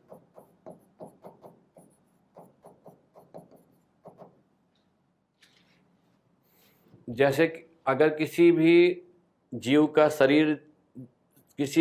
शरीर जितना बड़ा होगा, उसके शरीर में पानी की मात्रा उतनी ही अधिक होगी। तो सामान्यतः मरुस्थल में जहाँ जल का अभाव होता है, वहाँ रहने वाले जीवों का आकार बहुत छोटा होता है। तो छोटे छोटे आकार के जीव अगर आपसे प्रश्न करें कहाँ देखने को मिलेगा, तो कहेंगे कि मरुस्थलीय प्रदेश में देखने को मिलेगा, जहाँ जल संकट की समस्या होती है। अपवाद स्वरूप जो है मरुस्थलीय प्रदेश में जो बड़े आकार का जीव नजर आता है वह ऊँट है। और ऊँट का जो है आप हम्प देखते होंगे, जिसे लोग हिंदी में कुबड़ भी कहते हैं, आप हम्पी कहिएगा। तो उसके हम्प में जो है वह अपने फैट के साथ वाटर को स्टोर करके रखता है, जल का संग्रहण करके रखता है, जिससे कि आवश्यकता पड़ने पर वो जल का उपयोग कर सके। अब इमेजिन कीजिए कि मरुस्थल में रहने वाले ऊँटों की अगर हम बात करें तो ध्यान दीजिए, यह जो ऊँट है ये बैक्टीरियल कैमल है, ये यूनिक है। इसके शरीर पर देखिए आपको ऐसे 2 हम्प नजर आ रहा है। यह एक बैक्टीरियल कैमल एक ऊँट की एक ऐसी प्रजाति है जो शीत मरुस्थलीय प्रदेश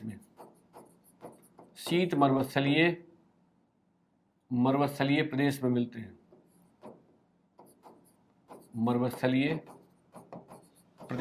हैं। मंगोलिया, सेंट्रल एशिया कह सकते हैं। सेंट्रल एशिया में इस प्रकार के ऊँट की संख्या सबसे अधिक है। यानी bacterial camel Mongolia, Kazakhstan, Uzbekistan, Tajikistan जैसे देशों में आपको देखने को मिलेगा। इनके अंदर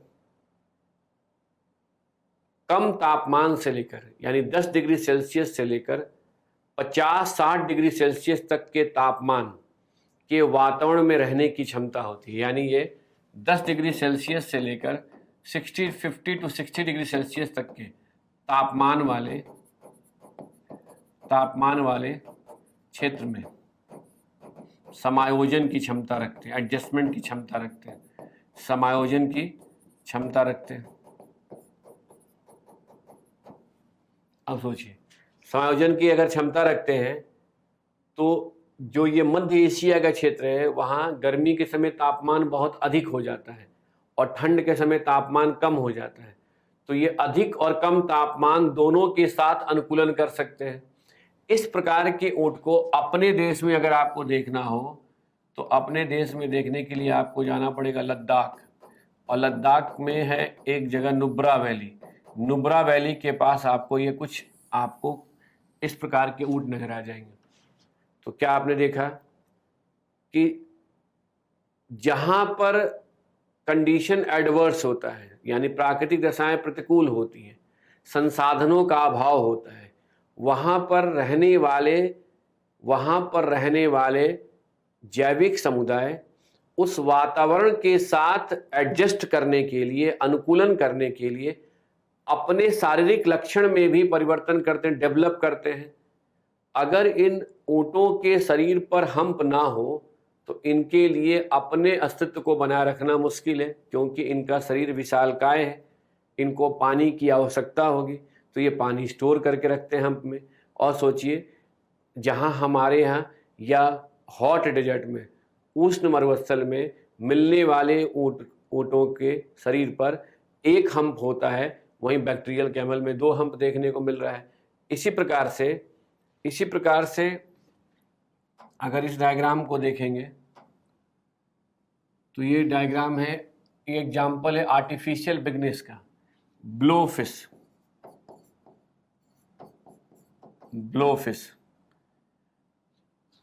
आर्टिफिशियल बिगनेस या ब्लो का यहाँ तात्पर्य यह है कि जब कोई भी प्रजाति का जीव, स्पीशीज का जीव परभक्षी से बचने के लिए, प्रेडेटर से बचने के लिए अपने आकार को बड़ा कर लेता है, अपने आकार को बड़ा दिखा देता है, तो ऐसे में परभक्षी देखकर डरकर उसे भाग जाता है। जापान सागर में एक ऐसी मछली मिलती है जिसे ब्लोफिश कहते हैं। ये ब्लोफिश वो मछली है। यह क्या है, इसका आकार छोटा होता है, लेकिन जैसे ही इस ब्लोफिश को बड़ी मछली नजर आती है जो इसे खा सकती है, उस बड़ी मछली को देखते ही यह अपने आकार को बड़ा कर लेती है। जैसे आकार को ऐसे बड़ा करती है, वैसे ही बड़ी मछली देखकर भाग जाती है। तो सोचिए, समायोजन की यह भी एक विशेषता है। अगर आप ऑब्जर्व कीजिएगा तो अगर कहीं पर भी किसी जगह पर कोई कुत्ता, डॉग किसी बिल्ली पर अगर अटैक करता है तो बिल्ली के पास एक विकल्प क्या है कि वो भाग ले, और दूसरा विकल्प है कि अगर उसे लगता है कि अब उसके लिए भागना पॉसिबल नहीं है तो वो क्या करती है, डीप ब्रीदिंग, गहरा सांस लेकर अपने शरीर को बड़ा करने का कोशिश करती है।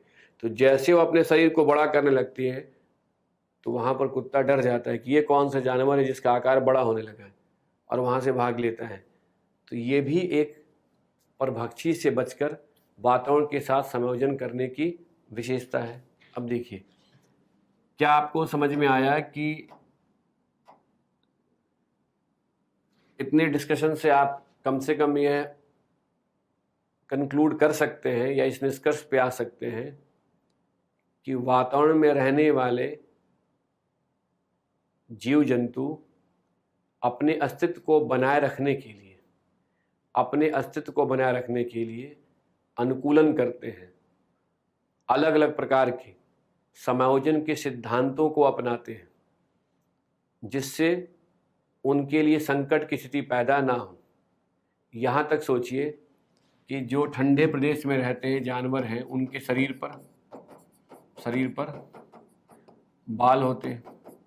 तो ठंडे प्रदेश में रहने वाले जीवों के शरीर पर बाल का होना यह इंडिकेट करता है कि वह कम तापमान के प्रभाव को कम करने के लिए, यानी तापमान का जो प्रभाव है उसे कम करने के लिए इस प्रकार का अनुकूलन करते हैं। ठीक है।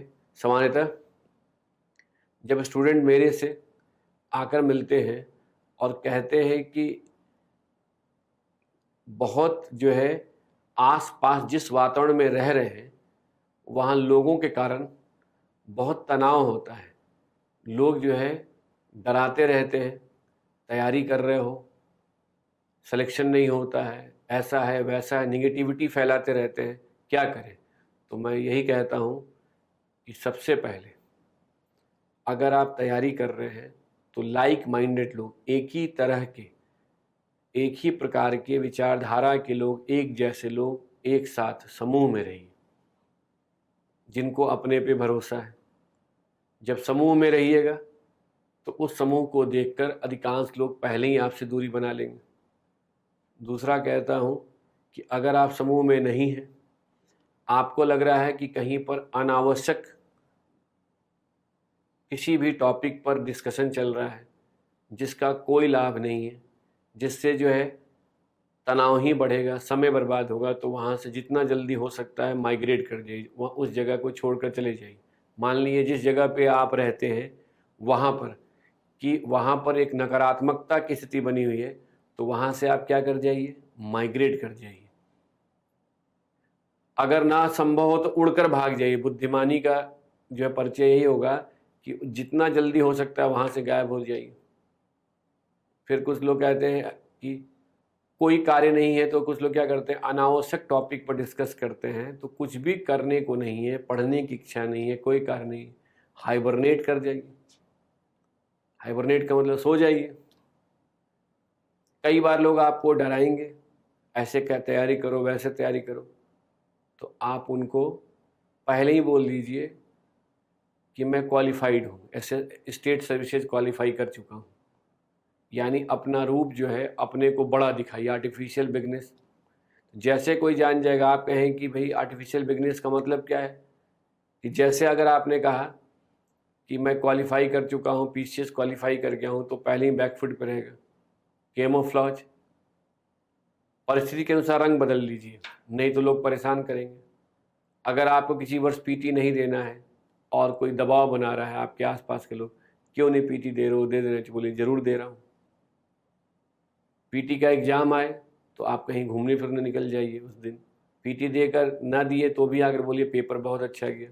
अब क्या कर रहे हो, मेंस की तैयारी कर रहे हो, मेंस की तैयारी कर रहे हो, मेंस का समय है तो कुछ समय के लिए थोड़ा और घूमने दो, 1 सप्ताह 10 दिनों के लिए चले जाइए, वापस आइए, बोलिए मेंस भी ठीक गया। ऐसा करते हुए कम से कम 1 वर्ष तक आप उन लोगों से बचकर रहेंगे जो अनावश्यक आपको परेशान करते हैं, और उसकी जगह आप अपने समय का सदुपयोग करेंगे। तो मानव समुदाय के लिए भी वातावरण के साथ अनुकूलन करते समय, यानी जिस वो समाज में रह रहा है, जिस वातावरण में रह रहा है, उसे कई प्रकार के समायोजन के सिद्धांतों को अपनाना पड़ता है। अगर ऐसा नहीं कीजिएगा, यानी परिस्थिति के अनुरूप अपने आप को नहीं ढालिएगा, तो हमेशा आपके लिए संकट की स्थिति बनी रहेगी। तो ये बेसिक टर्मिनोलॉजी था। हमेशा दिमाग में क्या रखना है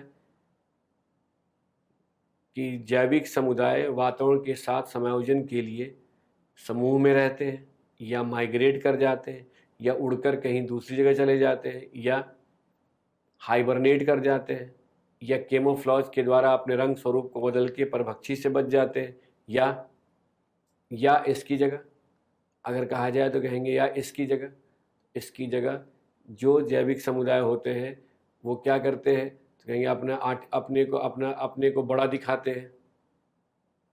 ठंडे प्रदेश में रहने वाले जीवों के शरीर पर बाल होता है। संसाधनों का संरक्षण और प्रबंधन करते हुए, यानी जिस क्षेत्र में रहते हैं वहाँ जिस संसाधन का अभाव होता है उसका कंजर्वेशन मैनेजमेंट करते हैं और अपना अस्तित्व बनाए रखना चाहते हैं। ये बेसिक थ्योरी है। ये जीव जंतुओं के लिए ही लागू नहीं होता है, मानव पर भी यही थ्योरी लागू होता है, क्योंकि विज्ञान की भाषा में हम भी एक जानवर हैं जो एनिमल किंगडम से तो बिलोंग कर रहे हैं, मैमल है।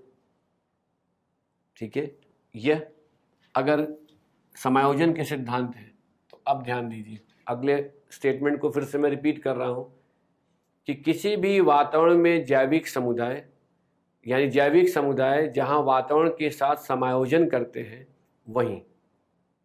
वहीं वातावरण के प्रजातियों के साथ, वातावरण में अन्य प्रजातियों के साथ अंतः क्रियाएं भी करते हैं, इंटरैक्शन भी करते हैं। तो किसी भी वातावरण के विभिन्न प्रजातियों के मध्य जो अंतः क्रियाएं होती हैं, इंटरैक्शन होते हैं, वो पॉजिटिव भी हो सकते हैं और नेगेटिव भी हो सकते हैं। तो देखिए, जैविक समुदाय के मध्य होने वाली अंतः क्रियाओं में जो पॉजिटिव इंटरैक्शंस होते हैं, यानी जो पॉजिटिव इंटरैक्शंस होते हैं उनके टर्म से पहले परिचित हो जाइए। पॉजिटिव इंटरैक्शंस, और इस इंटरैक्शन में मान लीजिए कि X और Y ये 2 स्पीशीज हैं। तो पॉजिटिव इंटरैक्शंस में एक है म्यूचुअलिज्म। देखिए, हिंदी में मैं नहीं बता रहा हूँ क्योंकि हिंदी बेवजह आपको हेवी लगेगा। हिंदी में इसको क्या कहते हैं, सहोपकारिता। किताब पढ़िए, मैटर पढ़िए तो इसके साथ लिख लीजिए, लेकिन इंग्लिश ना टर्मिनोलॉजी को जरूर जानिए। तो म्यूचुअलिज्म एक ऐसा इंटरैक्शन है, एक ऐसी अंतः क्रिया है जिसके अंतर्गत दोनों ही प्रजातियों को एक दूसरे से लाभ होता है। अभी मैं सिर्फ शब्द से परिचित करा रहा हूं, क्योंकि अगर मान लीजिए प्रश्न करें कि म्यूचुअलिज्म क्या है, इस टर्म्स पर ही क्वेश्चन होगा, उदाहरण नहीं अभी जानना है। तो कहेंगे एक प्रकार का पॉजिटिव इंटरैक्शन है जिसके अंतर्गत एक दूसरे पर आश्रित होने वाली प्रजातियों का को एक दूसरे से लाभ होता है। उसके बाद देखिए म्यूचुअलिज्म के बाद जो दूसरा है वो है कमेंसलिज्म।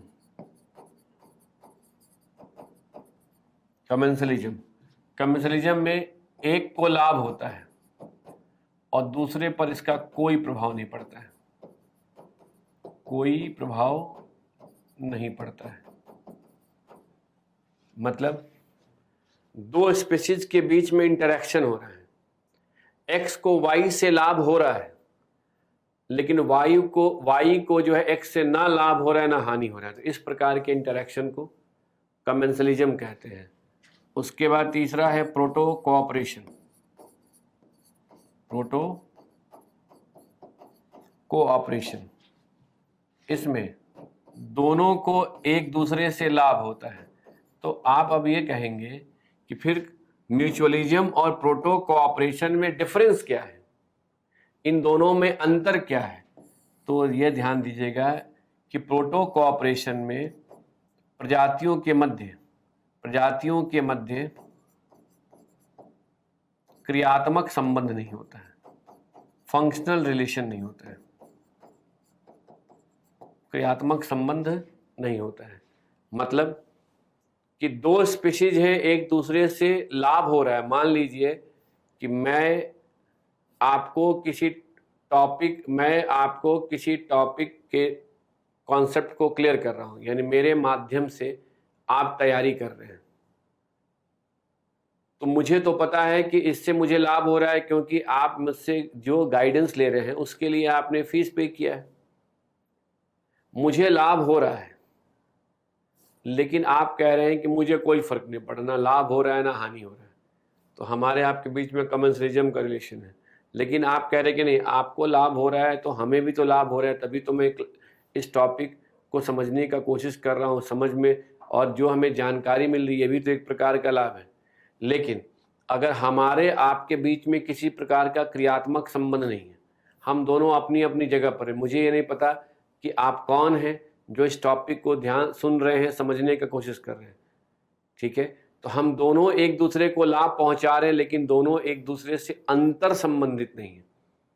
तो कैसा हो गया प्रोटो कोऑपरेशन। इसीलिए इकोसिस्टम में जो प्रजातियों के मध्य अंतः क्रियाएं होती हैं उनमें प्रोटो कोऑपरेशन को शामिल नहीं करते, क्योंकि इकोसिस्टम का संबंध एक ऐसी व्यवस्था से है जिसके अंतर्गत जैविक समुदाय अंतर संबंधित होकर अंतःक्रिया करते हैं, एक दूसरे से जुड़कर अंतःक्रिया करते हैं। तो ये था पॉजिटिव इंटरेक्शन। अब पॉजिटिव इंटरेक्शन की अगर हम बात करें तो देखिए यहाँ म्यूचुअलिज्म है, ये चींटी है।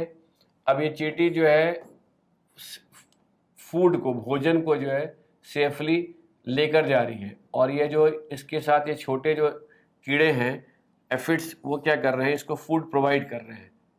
तो फूड प्रोवाइड कर रहे हैं तो ये इसको फूड प्रोवाइड कर रहा है इसके साथ, और ये इसको यहाँ से फूड पहुँचा रहे हैं, इससे इसको भोजन मिल रहा है और फिर उसके बाद इससे फिर इसको भोजन मिल रहा है, तो दोनों को एक दूसरे से लाभ हो रहा है। म्यूचुअलिज्म का एग्जाम्पल है। ऐसे कई अभी उदाहरण जानने को मिलेंगे। अब देखिए जो जैविक समुदाय के मध्य अंतः क्रियाएं होती हैं उनमें निगेटिव इंटरैक्शंस भी होता है। और निगेटिव इंटरैक्शन की अगर हम बात करें तो मान लीजिए कि ए और बी दो स्पीशीज हैं, ए और बी दो स्पीशीज हैं, उनमें अगर कंपटीशन है तो ध्यान दीजिएगा, कंपटीशन यानी जब प्रतिस्पर्धा की जब स्थिति होती है, ए और बी दोनों के बीच में अगर किसी भी प्रकार की प्रतिस्पर्धा है तो ऐसे में दोनों को हानि होगी। इसीलिए हमेशा ध्यान रखिएगा कि प्रतिस्पर्धा से कोई लाभ नहीं होता है। इसलिए आप जिन लोगों के साथ तैयारी कर रहे हैं, आप यह अगर आप एक्सपेक्ट कीजिएगा, आपकी अगर यह अपेक्षा होगी कि जिन लोगों के साथ आप रह रहे हैं उनसे आपको लाभ हो, यह तभी संभव होगा जब वो आपको अपना प्रतिस्पर्धी नहीं मानेगा। क्योंकि जो आपको अपना प्रतिस्पर्धी मानेगा वो हमेशा चाहेगा कि पहले उसका सिलेक्शन उसके बाद आपका हो। तो प्रतिस्पर्धा में दोनों ही प्रजातियों को एक दूसरे से हानि होती है। कंपटीशन के बाद अगर कहा जाए तो एक होता है प्रिडेशन, परभक्षिता। इसमें क्या होता है, इसमें एक को लाभ हो रहा है और दूसरा जो परभक्षी है उसको लाभ हो रहा है, और वह ए जो है वो बी को मारकर खा जाता है, जिससे इसको हानि होती है। तो परभक्षी जाता है और सीधे मारता है और मारकर खा जाता है। तो जिसको मारकर खत्म कर देता है उसको लॉस हो गया और उसको खुद क्या हो गया, लाभ हो गया। इसके बाद देखिए पैरासिटिज्म, ये सबसे खतरनाक होता है, परजीविता। जो पैरासाइट्स होते हैं, मान लीजिए ए एक पैरासाइट्स है, इसको लाभ हो रहा है क्योंकि ये बी पर जो है आश्रित है। तो पैरासाइट्स, परभक्षी, हमेशा यह चाहता है कि जिस पर वो आश्रित है वो जीवित रहे, क्योंकि उसका खून चूसता रहेगा, उस पर वो आश्रित, उसी से उसको भोजन मिल रहा है। तो पैरासाइट्स किसी जीव पर उस समय तक आश्रित रहता है जब तक उससे उसको पोषक तत्व या भोजन की प्राप्ति होती रहती है। तो देखिए, प्रतिस्पर्धा की स्थिति में दोनों ही प्रजातियों को एक दूसरे से हानि होती है। परभक्षिता की स्थिति में जो परभक्षी होता है उसे लाभ होता है, और जिसे वो मारकर खा जाता है उसके लिए हानि की स्थिति हो जाती है। और पैरासिटिज्म में जो है एक को लाभ हो रहा है और दूसरे को हानि हो रही है। जो परजीवी होता है उसको लाभ हो रहा है, जो इस पर आश्रित है उसको हानि हो रही है। तो ये शब्द थे, टर्मिनोलॉजी। तो आज के लेक्चर के माध्यम से मैंने सिर्फ आपको कुछ शब्दों से परिचय कराया और साथ में एक रास्ता दिखाया कि आप अगर बायोलॉजी, जीव विज्ञान का अध्ययन करते हैं तो जैविक समुदाय का वर्गीकरण, 5 किंगडम क्लासिफिकेशन के चैप्टर को जीव विज्ञान की जगह इन्वायरमेंट साइंस में नोट कर लीजिए, उसके मेन पॉइंट को। तो ये आपको बायोलॉजी और इन्वायरमेंट के बीच की जो कड़ी है, लिंक है, उसको जोड़ देगा, डेवलप करा देगा। इससे आप बायोलॉजी और इन्वायरमेंट को एक साथ लिंक करके साथ लेकर आगे बढ़ पाएंगे। दूसरा, कुछ आपको पर्यावरण के और पारिस्थितिकी के नियम को समझाने के लिए टर्मिनोलॉजी को बताया। अब इन्हीं शब्दों को ध्यान में रखकर हमें इन्वायरमेंट साइंस के टॉपिक को एक एक करके समझना है। जैसा कि आप जानते हैं कि इकोसिस्टम को हैबिटेट के आधार पर हम जलीय और स्थलीय पारिस्थितिकी तंत्र के रूप में वर्गीकृत करते हैं, और इकोसिस्टम में जहां दोनों की विशेषताएं मिलती हैं उसे हम आर्द्र भूमि पारिस्थितिकी तंत्र कहते हैं, और इकोसिस्टम के समूह को बायोम कहते हैं। तो पहले हम जलीय पारिस्थितिकी तंत्र का अध्ययन करेंगे, और जलीय पारिस्थितिकी तंत्र की विशेषताओं का अध्ययन करते समय समुद्री बायोम को डिटेल में समझने का प्रयास करेंगे। उसके बाद हम लोग समुद्र से स्थल की ओर प्रवेश करेंगे तो हमें रास्ते में आर्द्र भूमि मिलेगा, एक ऐसा क्षेत्र जहां जल के स्रोत का स्थल से संपर्क होगा। उसके बाद हम वेटलैंड इकोसिस्टम के बारे में जानने का प्रयास करेंगे। फिर उसके बाद हम स्थल पे आएंगे, फिर स्थलीय बायोम का अध्ययन करेंगे, उस बायोम के सभी पहलुओं पर विचार करेंगे, और ऐसे करते हुए विज्ञान की सहायता से इन्वायरमेंट को समझने का प्रयास करेंगे। तो सोचिए, एक आपने इन्वायरमेंट और इकोलॉजी के बेसिक कॉन्सेप्ट से संबंधित लेक्चर को किया, जहां आपको इन्वायरमेंट इकोलॉजी के बेसिक कॉन्सेप्ट को डिस्कस किया था। फिर आप भूगोल की सहायता से इन्वायरमेंट तैयार किए। अब विज्ञान की सहायता से करेंगे तो बार बार टॉपिक क्या होगा, आपके साथ आपके सामने आएगा और आप उसे अलग अलग ढंग से एनालाइज करेंगे। तो अंततः आपके पास एक ओवरऑल ना केवल कॉन्सेप्ट डेवलप हो जाएगा बल्कि इंफॉर्मेशन पर भी कमांड करना आपके लिए आसान हो जाएगा। लेकिन इसके लिए थोड़ा सा धैर्य रखते हुए आगे बढ़ना होगा। तो चलिए मिलते हैं इन्वायरमेंट साइंस के नेक्स्ट लेक्चर में, और वहाँ हम लोग जानने का प्रयास करेंगे कि इकोसिस्टम में एक्वेटिक इकोसिस्टम की अपनी क्या विशेषता होती है, इन सभी कॉन्सेप्ट को वहाँ अप्लाई करें। तो फिर मिलते हैं। धन्यवाद।